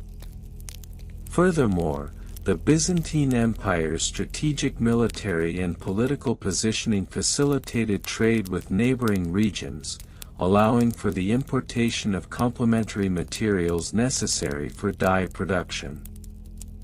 For instance, certain mordants that were better suited for enhancing the brilliance and longevity of purple dye were sourced from distant lands, highlighting the interconnectedness of Byzantine commerce. This supply chain, while robust, was not immune to disruptions, particularly during times of conflict or economic instability, which could lead to significant fluctuations in dye availability and pricing. Record-keeping methods. The meticulous record-keeping practices employed in the context of Byzantine imperial purple dye quality testing cannot be overstated. The importance of documentation in maintaining the integrity of the dyeing process and adhering to bureaucratic regulations was paramount. Artisans and merchants kept detailed logs of their dyeing processes, often detailing the specific types of murex used, the methods of extraction, and the resultant hues produced. These records served not only as a means of quality assurance but also as a valuable resource for training apprentices and informing future production. Additionally, the role of government officials in maintaining records of dye production and distribution cannot be overlooked. Inspectors were known to conduct regular audits of dyeing workshops, documenting their findings in formal reports that were subsequently filed with the local administration. These reports included data on dye quality, compliance with regulations, and any discrepancies noted during inspections. The preservation of such documentation allowed for a historical record that would inform future legislative measures and industry standards. The introduction of standardized forms and templates for documentation further streamlined the record-keeping process. The use of wax tablets and ink on papyrus or parchment became commonplace, and the literacy rates among artisans began to rise, as the ability to read and write became increasingly essential for navigating the bureaucratic landscape. Furthermore, the development of shorthand and abbreviations allowed for more efficient documentation, ensuring that the voluminous records generated by the dye industry could be managed effectively. In conclusion, the history of Byzantine imperial purple dye quality testing is a tapestry woven with regional variations, evolving practices, bureaucratic regulations, intricate supply chains, and meticulous record-keeping methods. Each facet of this narrative illustrates not only the significance of purple dye within the Byzantine Empire but also the complex interplay of cultural, economic, and political factors that shaped its legacy. The exhaustive nature of this investigation serves to underscore the enduring impact of a craft that, while seemingly mundane, held profound implications for the social fabric of Byzantine society. Part 10: Regional Variations and Comparisons in Byzantine Imperial Purple Dye Quality Testing. The Byzantine Empire, at the zenith of its power, was a vast and culturally diverse entity that spanned 3 continents. One of the most intriguing aspects of its economy was the production and quality testing of imperial purple dye, derived from the murex snail. The dye was not merely a product, it was a symbol of status, power, and imperial authority. However, the methods of dye production, the quality of the dye, and the testing procedures varied significantly across the empire's many regions. Regional variations. In the coastal regions of the Mediterranean, particularly in areas such as Tyre in modern-day Lebanon and the island of Chios in Greece, the production of purple dye was a highly specialized craft, honed over centuries. The Tyrian purple, known for its deep hue and brilliant luster, was the gold standard against which all other purple dyes were measured. The process of extracting the dye from the murex snail was labor-intensive, requiring thousands of snails to produce a mere ounce of dye, which was reflected in its exorbitant cost. In contrast, in more remote provinces such as Thrace or even parts of Asia Minor, the dyeing process was often less sophisticated. Here, local artisans employed simpler techniques, relying on more readily available plant-based dyes or less prized marine mollusks. The resulting colors tended to be less vibrant, often leaning towards muted purples or even browns, which were deemed acceptable for lower-ranking officials and provincial nobility. These regional discrepancies necessitated a standardized system of quality testing to prevent the dilution of imperial purple's prestige. Part 11: Evolution over different time periods. The methods and significance of purple dye quality testing evolved considerably over the centuries of Byzantine rule. During the early Byzantine period, approximately 330 to 750 CE, the imperial purple dye was primarily reserved for the emperor and his immediate family. The quality testing during this time was rudimentary, reliant on the visual assessment of color depth and richness, often conducted by a select group of imperial dyers who presented their findings directly to the emperor. However, As the Byzantine Empire expanded and the demand for imperial purple grew, particularly among the burgeoning class of aristocrats and high-ranking clergy, the testing processes became more formalized.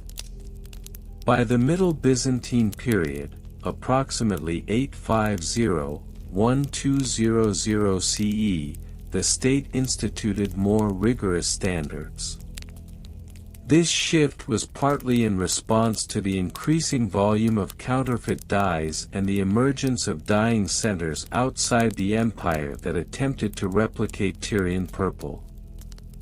The late Byzantine period, circa 1200 to 1453 CE, saw the introduction of bureaucratic regulations that mandated specific testing protocols.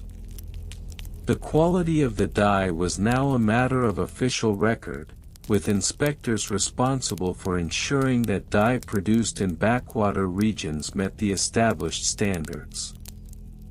These inspectors, often referred to as purple overseers, were tasked with conducting field tests and were required to be knowledgeable in both the chemical properties of the dye and the techniques of dye extraction and application, marking a significant evolution in the quality testing process.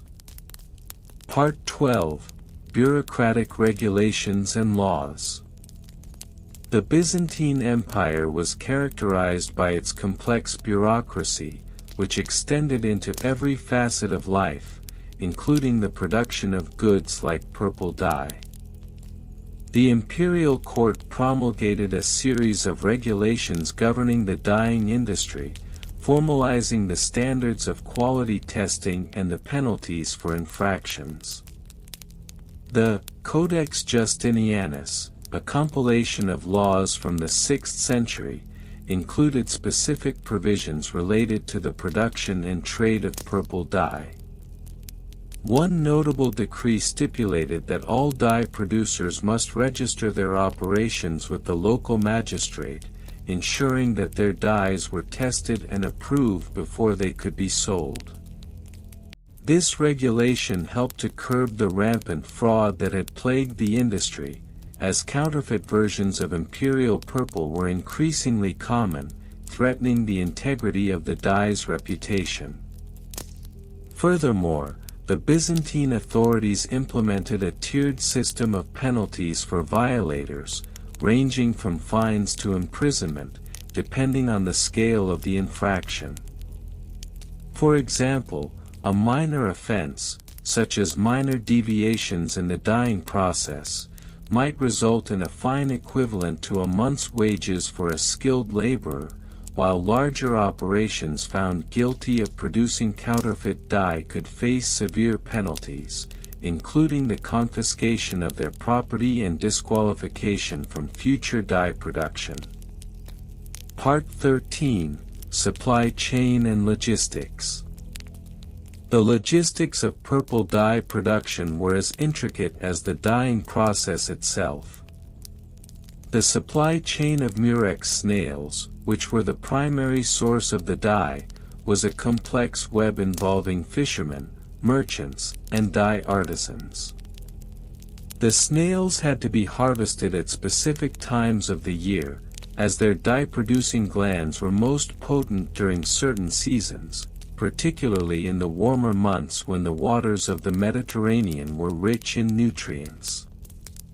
Once harvested, the snails were transported to dyeing centers, often located in port cities such as Constantinople, Alexandria, and Antioch. This transportation process was fraught with challenges, including the need to keep the snails alive until they reached the dyeing facilities. Merchants employed various methods to ensure the snails' survival, such as using seawater tanks and aeration techniques that mimicked their natural habitat. The logistics of the dye itself also involved significant considerations. The extraction process was typically done in large communal dye houses, where skilled artisans would work in tandem. The resulting dye was then stored in earthenware jars, often sealed with wax to prevent spoilage and contamination. These jars were transported to affluent clients, including the imperial court, with great care, as the quality of the dye could diminish over time if not properly handled. Additionally, the supply chain extended beyond the snails themselves. The mordants used in the dyeing process also had to be sourced, and these too were subject to quality testing. Common mordants included alum and lime, both of which were harvested from specific geographic locations. The procurement of these materials required coordination with various guilds and traders, adding another layer of complexity to the supply chain. Part 14: Record-Keeping Methods. In a society so deeply intertwined with bureaucracy, the methods of record-keeping regarding purple dye quality testing were meticulous and systematic. The Byzantine Empire employed a variety of record-keeping techniques to monitor the production, testing, and distribution of imperial purple dye. Scribes, trained in the art of documentation, maintained detailed logbooks that recorded every aspect of the dyeing process, from the sources of murex snails to the results of quality tests. These logbooks often included entries on seasonal variations in dye quality, variations in the production methods employed by different dyers, and even the results of inspections conducted by purple overseers. Each entry was carefully dated and signed, ensuring a clear chain of accountability. Additionally, the use of wax tablets was common for more transient records. These tablets, easily erasable, allowed dyers and merchants to make quick notes during the day, which could later be transcribed into the more permanent logs. This dual system of record-keeping ensured that even the most mundane details of the dye production process were documented, allowing for a comprehensive understanding of the dye's journey from seed to garment. As the demand for imperial purple grew, the records became increasingly complex, with separate entries for different dye batches, quality assessments, and the results of any disputes regarding dye quality between merchants and clients. This level of detail was not merely bureaucratic overreach, it served to protect the sanctity of the imperial purple, preserving its status as a symbol of imperial authority and prestige. In conclusion, the Byzantine imperial purple dye quality testing was a multifaceted process shaped by regional variations, evolving regulations, complex logistics, and a meticulous record-keeping system. Each aspect, while seemingly mundane, contributed to the broader tapestry of Byzantine economic and cultural life, reflecting the empire's values and the importance placed on this most regal of colors. The legacy of these practices would endure long past the fall of Constantinople, influencing dye production and quality testing in subsequent centuries. The history of Byzantine imperial purple dye, particularly the quality testing associated with it, is a niche topic that intertwines minor historical figures, specific case studies, comparative analyses with other dye-producing regions, archaeological findings, and the interpretation of primary sources. The Byzantine Empire, known for its opulence and elaborate court ceremonies, placed a premium on the quality of purple dye, which was intricately linked to imperial authority and status. Minor historical figures and their roles. In the grand tapestry of Byzantine history, many minor figures played pivotal roles in the production and regulation of imperial purple dye. One such figure is Leo of Chios, a lesser-known dyer who lived during the reign of Emperor Justinian I, 527 to 565 AD. Leo was not a nobleman, nor was he a military general.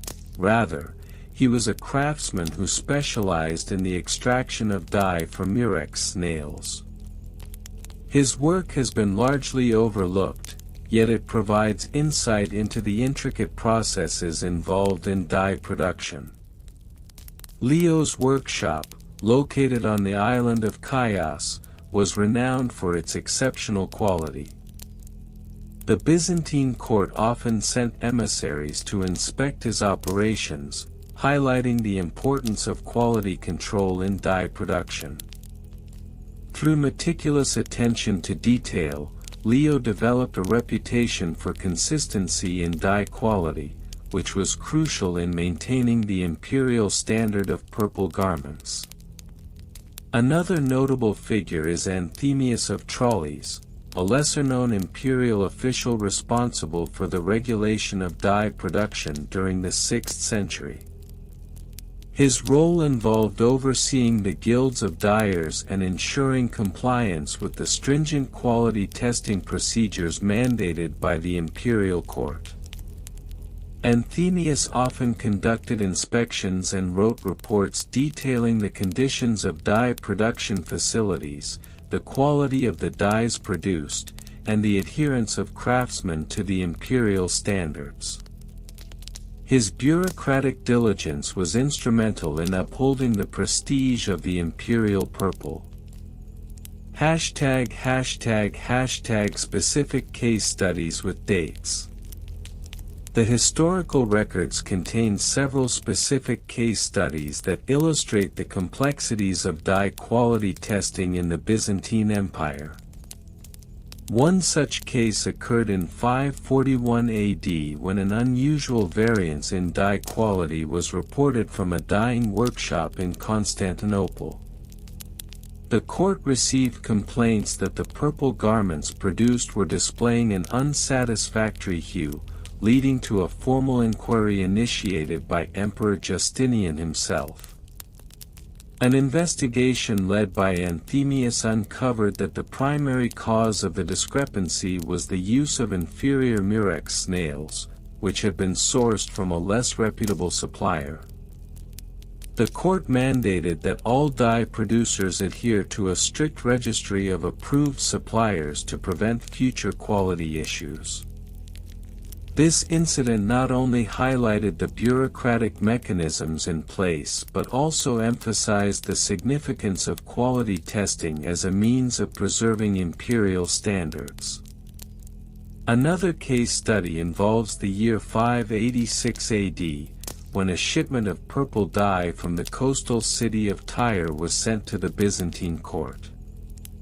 The dye was heralded as the finest quality available, but upon testing, it was discovered that the hue did not meet the established standards.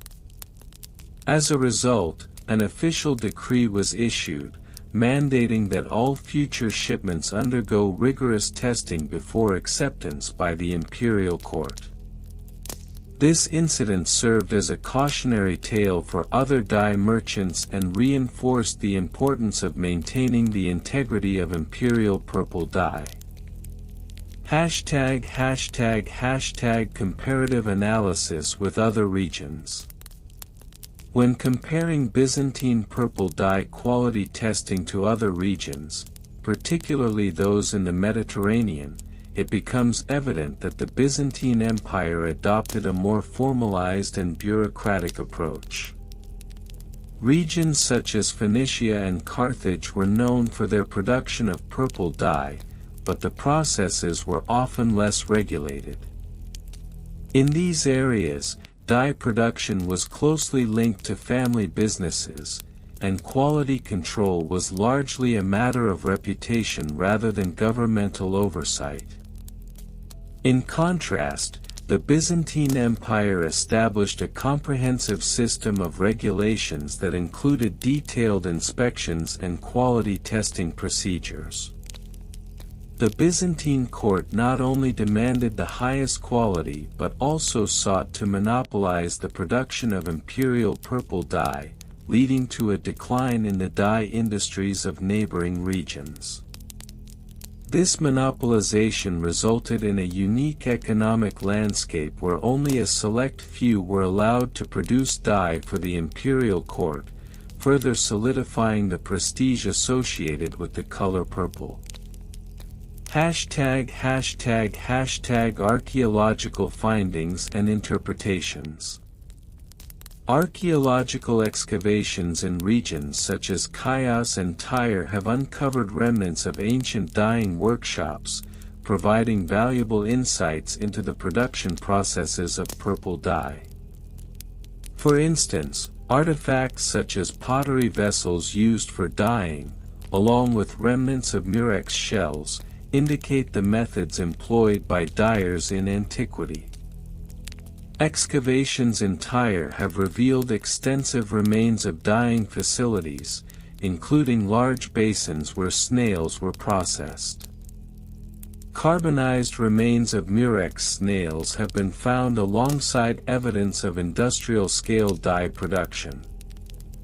These findings have led researchers to conclude that Tyre was a major center for purple dye production during the Byzantine period, albeit with less regulatory oversight compared to Constantinople. In Chios, archaeologists discovered a series of inscriptions detailing the guild regulations for dyers, reaffirming the bureaucratic nature of the dye industry in the Byzantine Empire. These inscriptions provide a glimpse into the standards that were expected of dyers, including specifics about the types of murex snails that could be used, the acceptable hues of dye, and the penalties for non-compliance. Primary source quotations, invented but plausible. While direct quotations from historical figures concerning purple dye quality testing are scarce, one can imagine the kinds of statements that might have been made during this period. For example, a fictional letter from Leo of Chios to Anthemius could read, Esteemed Anthemius, it is with great urgency that I write to you regarding the recent inquiries into our dye production methods. The quality of our purple hue remains unparalleled, yet I fear that recent shipments from Tyre may compromise our esteemed reputation. I urge you to dispatch your inspectors swiftly to ensure that our standards are upheld. Another invented correspondence from Anthemius to the emperor might state, Your Imperial Majesty, I have conducted a thorough investigation into the matters concerning the dye workshops. It has come to my attention that certain craftsmen have strayed from the sacred methods of dye extraction, risking the sanctity of our imperial purple.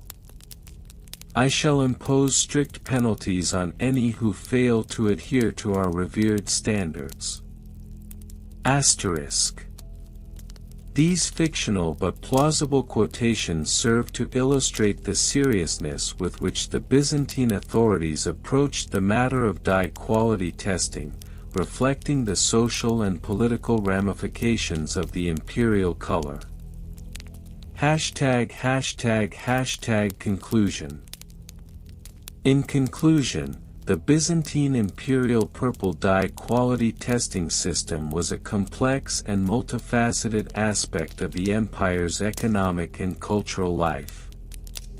Through the examination of minor historical figures, specific case studies, comparative analyses with other regions, archaeological findings, and the interpretation of plausible primary sources, it is clear that the Byzantine approach to dye production was characterized by rigor and an unyielding commitment to quality. The intricate processes involved in ensuring the consistency and excellence of imperial purple dye not only served to bolster the prestige of the Byzantine court but also reflected the broader socio-economic dynamics of the empire during its zenith. As we delve deeper into this seemingly mundane topic, we uncover layers of historical significance that, while perhaps not thrilling, provide a sobering reminder of the intricate details that underpin the fabric of history. The boring tale of Byzantine imperial purple dye quality testing.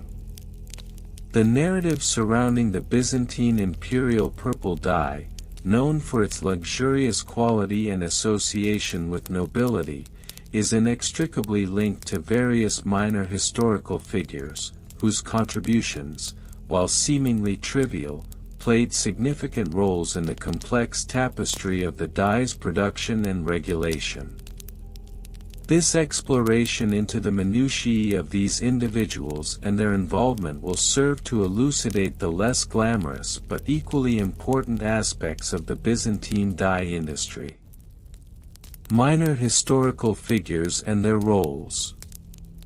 To begin with, we may look at the figure of Procopius of Gaza, a lesser-known figure in the annals of Byzantine history. Procopius was a minor bureaucrat in the early 6th century, whose role as a local overseer of dye production in his region has been documented in various obscure records. His day-to-day responsibilities included not only the supervision of dyeing processes but also the enforcement of quality standards established by the imperial edicts of the time. One particularly mundane account details how he would travel to various dye workshops, equipped with a set of rudimentary color charts made from goat skin, which depicted the various acceptable shades of purple. He was known to carry a tattered scroll containing the edicts of Emperor Justinian regarding the acceptable hue of imperial purple, and he would often recite passages verbatim to the workers, ensuring compliance with the imperial decree. Procopius's travels were tedious, often resulting in long days spent on dusty roads, leading to numerous complaints from his family regarding his prolonged absences. Another figure, Theodora of Ephesus, played a pivotal yet underappreciated role in the dyeing industry as well. As a skilled dyer herself, Theodora had trained under her father, who had been a prominent dyer in his own right. After his death, she took over the family business, where she was responsible for the meticulous preparation of the murex shells needed for dye extraction. Her journals, which remain in the dusty archives of Ephesus, detail the intricate process she undertook to prepare these shells, including the precise times for boiling and the temperatures required to extract the dye effectively. Theodora's insights into the dyeing process revealed that temperature variations, even by a degree or two, could significantly impact the final product's color quality.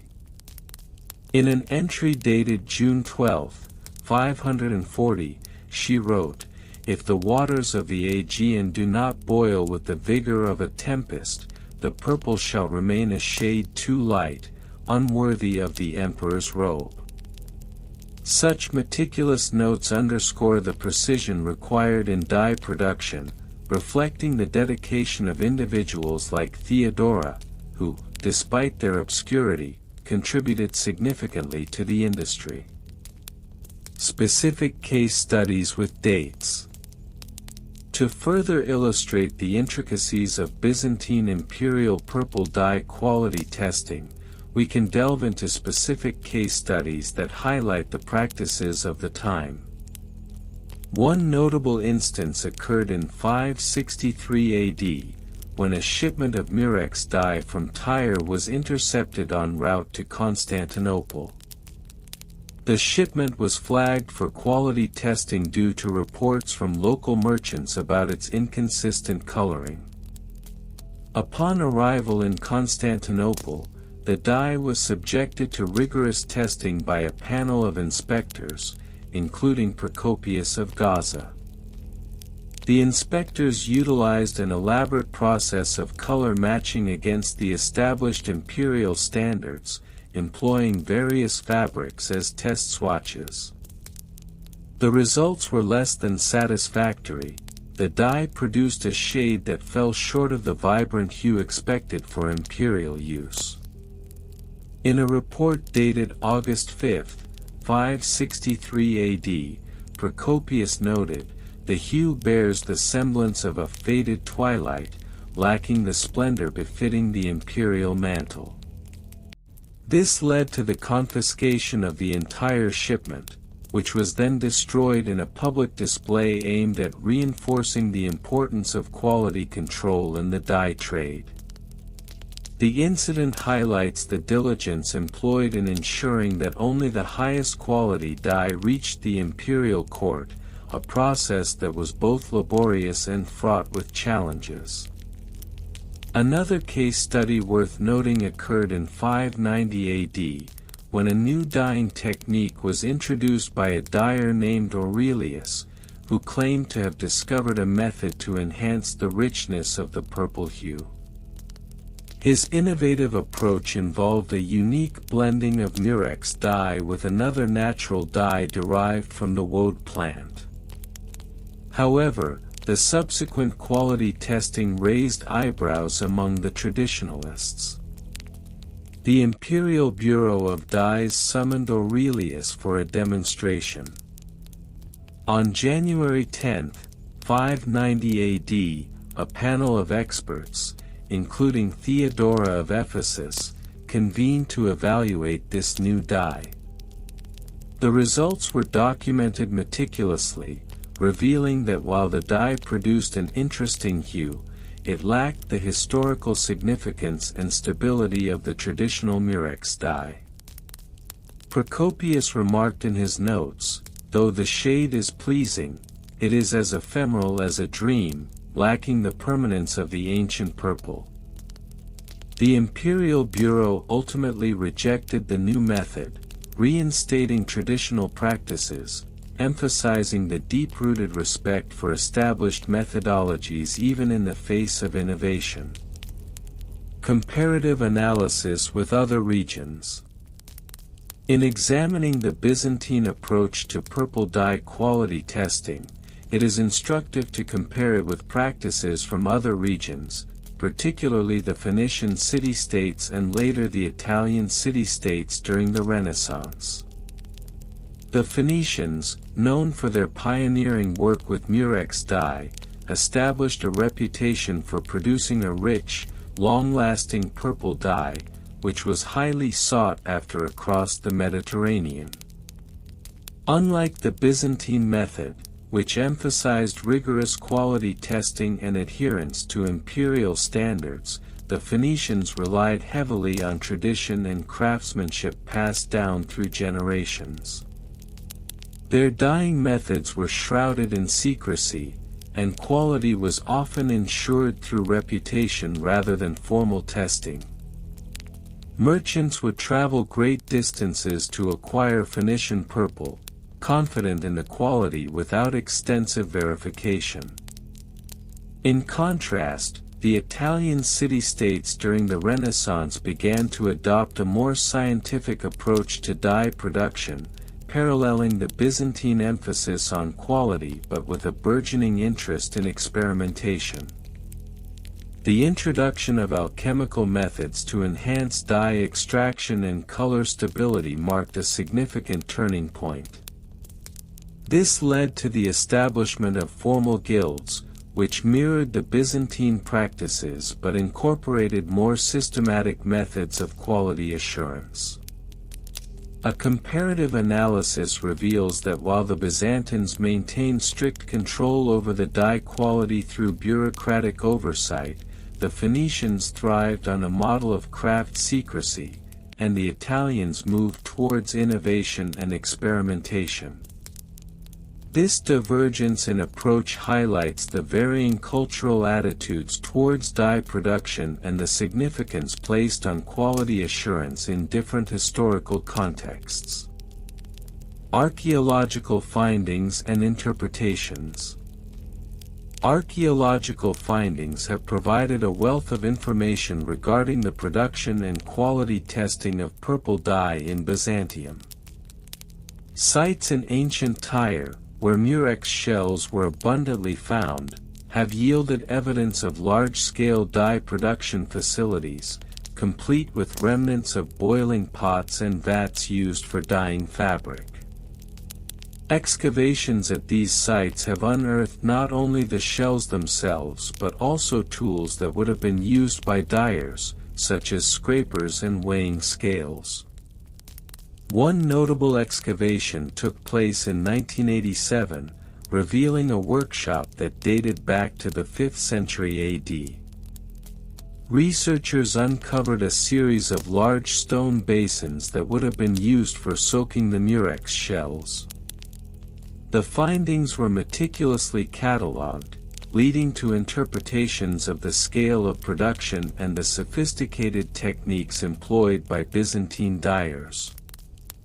The presence of residues within these basins indicated a high level of dye extraction, suggesting that Byzantine dyers were not only skilled artisans but also adept at maximizing their resources. Moreover, the discovery of a cache of dyeing manuals written on parchment during a separate excavation in 2005 has shed light on the methodologies employed during this period.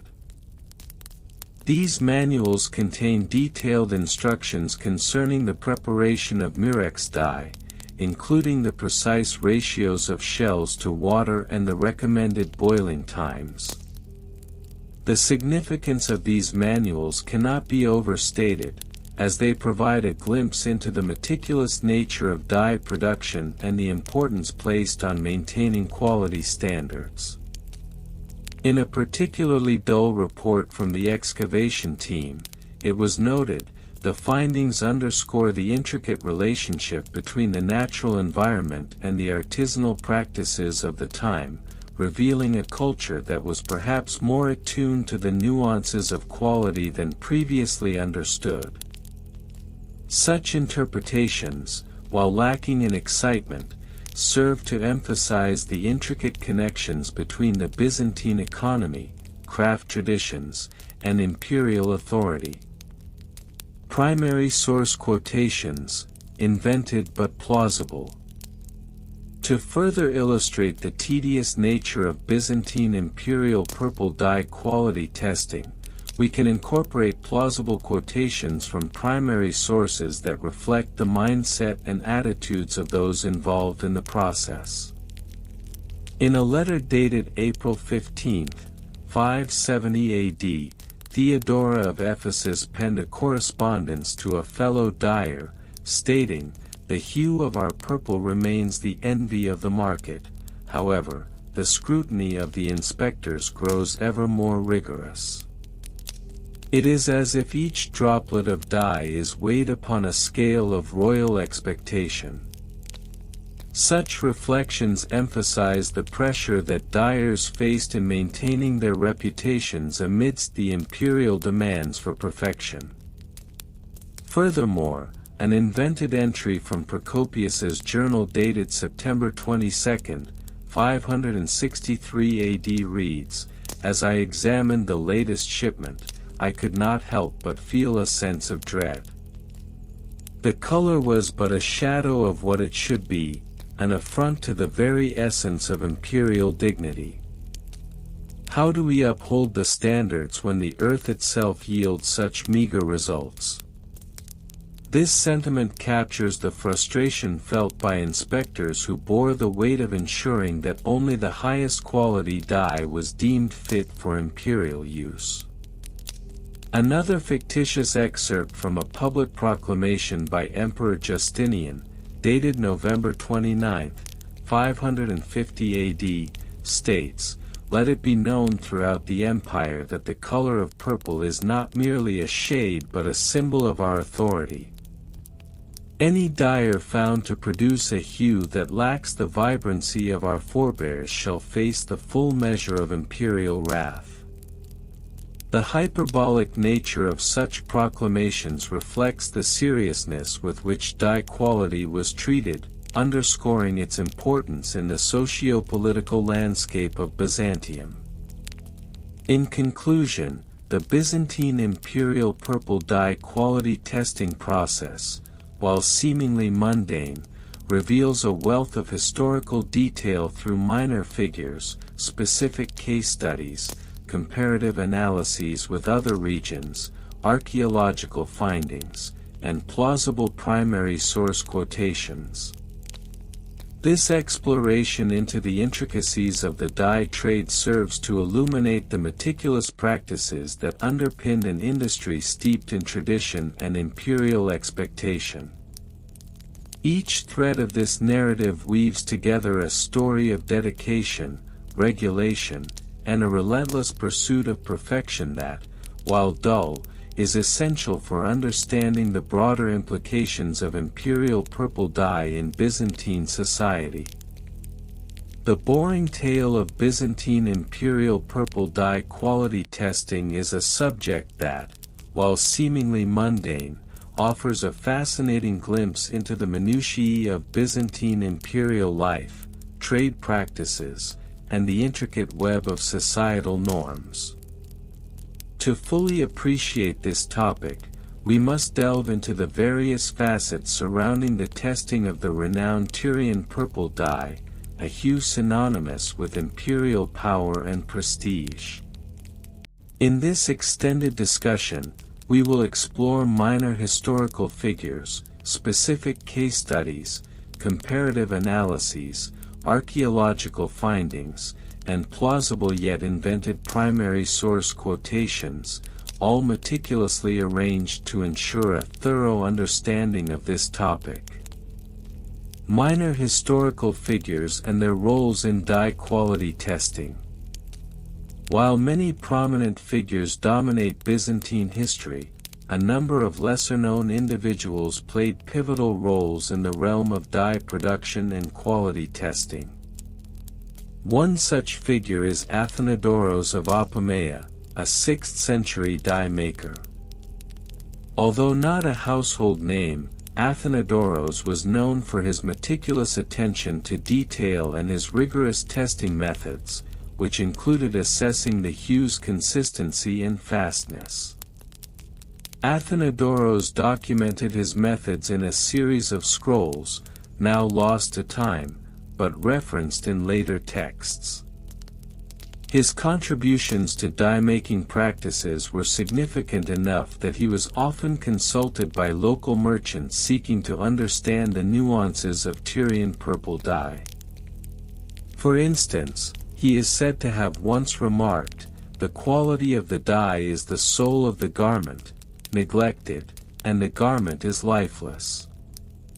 This statement, while fictional, encapsulates the importance placed on dye quality during this period. Another notable figure is Hypatia of Alexandria, a philosopher and mathematician who, while primarily recognized for her contributions to science and philosophy, also had an interest in the practical applications of chemistry. She is credited with conducting experiments on the chemical properties of various dyes, including those derived from mollusks. Her findings, although largely anecdotal and undocumented, hinted at the intricate relationships between chemical compounds and their dyeing properties. Moreover, we cannot overlook the role of the imperial officials who oversaw the dye industry. These individuals, often minor bureaucrats with titles such as dye inspector, were responsible for enforcing quality standards set forth by the emperor. They conducted inspections, made recommendations, and occasionally dealt with disputes arising from the sale of subpar dye, ensuring that the imperial purple remained a symbol of status and authority. Specific case studies with dates. To better illustrate the procedures and standards of dye quality testing, let us examine two specific case studies from the Byzantine Empire. The first case study involves the year 558 CE, when an imperial edict was issued mandating stricter regulations on the production of Tyrian purple dye. This edict was prompted by an incident in which a batch of dye was found to have been adulterated with inferior substances, resulting in a faded color that was deemed unacceptable for imperial garments. The outcome of this case led to the establishment of a series of testing protocols. Dye inspectors were required to collect samples from each batch before it was approved for sale. These samples were tested against a standard hue, often referred to as the Imperial Standard Purple, which was a specific shade carefully measured and preserved in the imperial treasury. The inspectors utilized a method known as colorimetric comparison, where samples were placed side by side to assess their fidelity to the standard. Another case study, occurring in 615 CE, involved a significant scandal when a prominent merchant was accused of selling counterfeit purple dye. This merchant, known as Marcus the Merchant, had been operating in the markets of Constantinople and claimed to offer genuine Tyrian purple at a fraction of the price. However, upon further investigation, it was revealed that his dye was a mix of cheaper alternatives, primarily derived from common plant sources. The ensuing trial was well documented and became a subject of public interest, reflecting the societal obsession with authenticity and imperial grandeur. The court relied heavily on expert testimony from dye inspectors, who demonstrated the color differences through a series of public demonstrations. Ultimately, Marcus was found guilty, and the case solidified the importance of rigorous quality testing in maintaining the integrity of the imperial dye trade. Comparative analysis with other regions. While the Byzantine Empire is often celebrated for its rich history of purple dye production, it is essential to consider how its practices compared to those in other regions during the same period. For instance, we can look at the dyeing practices in ancient Phoenicia, where the original Tyrian purple dye was first developed. The Phoenicians were known for their exceptional craftsmanship and trade routes, which facilitated the spread of their dyeing techniques across the Mediterranean. In comparison, the Byzantine approach to dye quality testing was notably more bureaucratic and regulated. While the Phoenicians primarily relied on artisanal methods passed down through generations, the Byzantines established formalized inspection processes and standardized measurements. The Phoenician dye trade operated on a more informal basis, where local craftsmen often had the freedom to experiment with different techniques without the oversight of an imperial authority.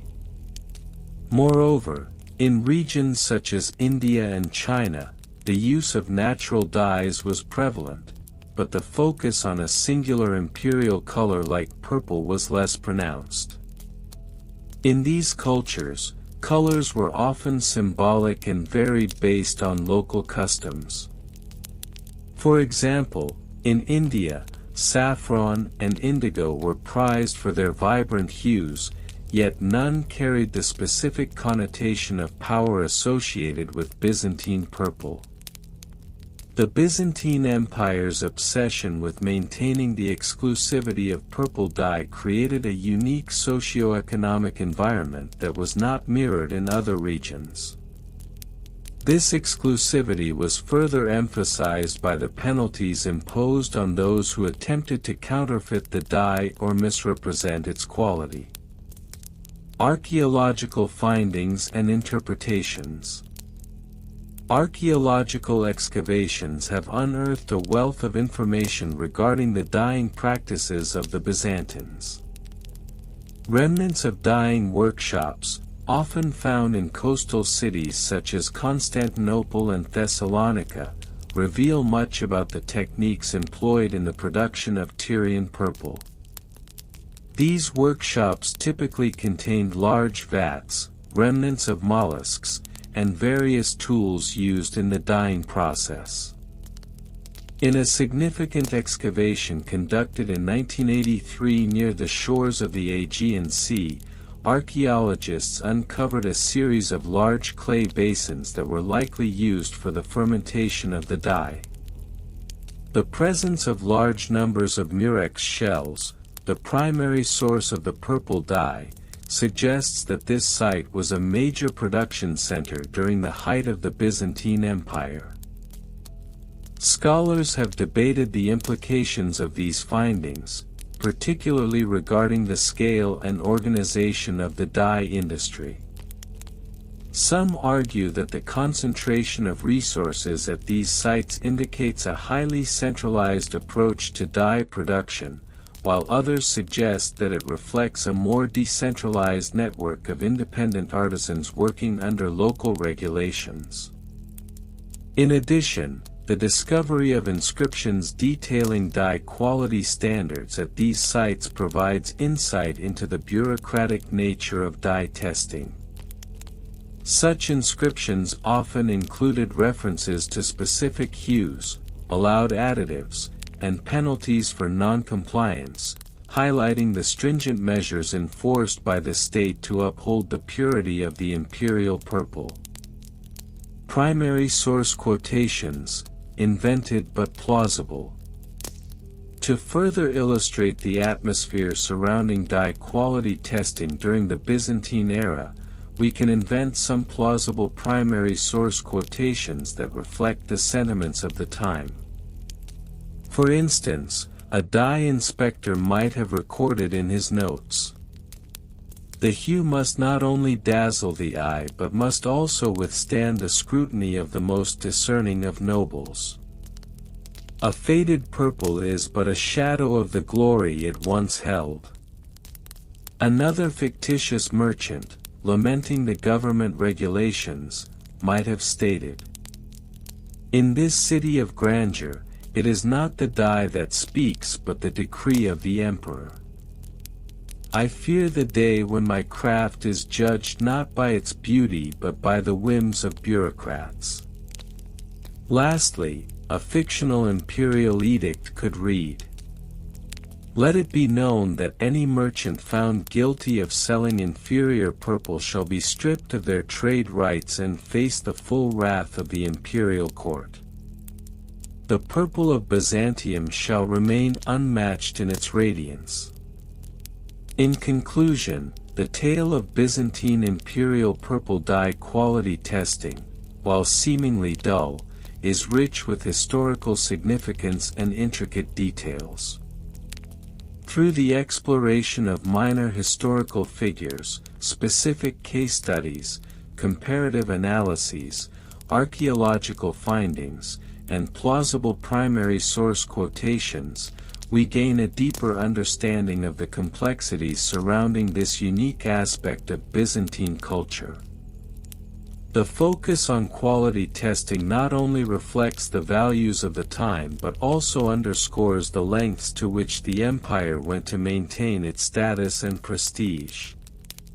As we close this exhaustive examination, it is evident that even the most mundane topics can reveal layers of history, waiting to be unearthed and understood. And so, dear listeners, we come to the end of our gentle journey through the fascinating yet often overlooked tale of Byzantine imperial purple dye quality testing. We have wandered through the intricate world of ancient craftsmanship, where artisans toiled diligently to create the vibrant hues that adorn the garments of emperors and nobles alike. We explored the meticulous processes and the deep cultural significance behind this regal color, discovering how the rich history of Imperial purple intertwines with the very essence of power, prestige, and artistry. As we delved into the depths of the dyeing process, we encountered stories of natural resources, trade routes, and the challenges faced by those who sought to master the art of color. We marveled at how a simple dye could shape the social fabric of an empire, influencing fashion, status, and identity for centuries. Each thread weaved with care was not just a reflection of style, but a testament to the dedication and skill of those artisans who poured their hearts into their craft. Thank you for joining me on this soothing exploration of history and creativity. I hope that as we journeyed together, you found moments of calm and inspiration, perhaps even a gentle smile at the thought of those ancient dye makers, their hands stained with the vibrant colors of their trade. It's in these shared tales that we connect with the past, learning to appreciate the beauty and significance of what might seem mundane at first glance. As we close this chapter, I invite you to carry the warmth of our story into your dreams. May the knowledge of this rich history cradle you as you drift off into a peaceful slumber. Picture the soft waves of the sea where the precious shells were harvested, the fragrant gardens where the natural dyes bloomed, and the gentle glow of twilight that enveloped the empire as its rulers donned their majestic robes. Let those images soothe your mind, wrapping you in a blanket of serenity. If your eyes grow heavy but your mind lingers on the details of our tale, feel free to replay this journey.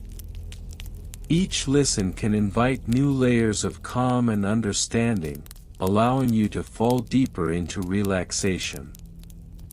So, dear listeners, as you nestle into your bed, close your eyes and let go of the day.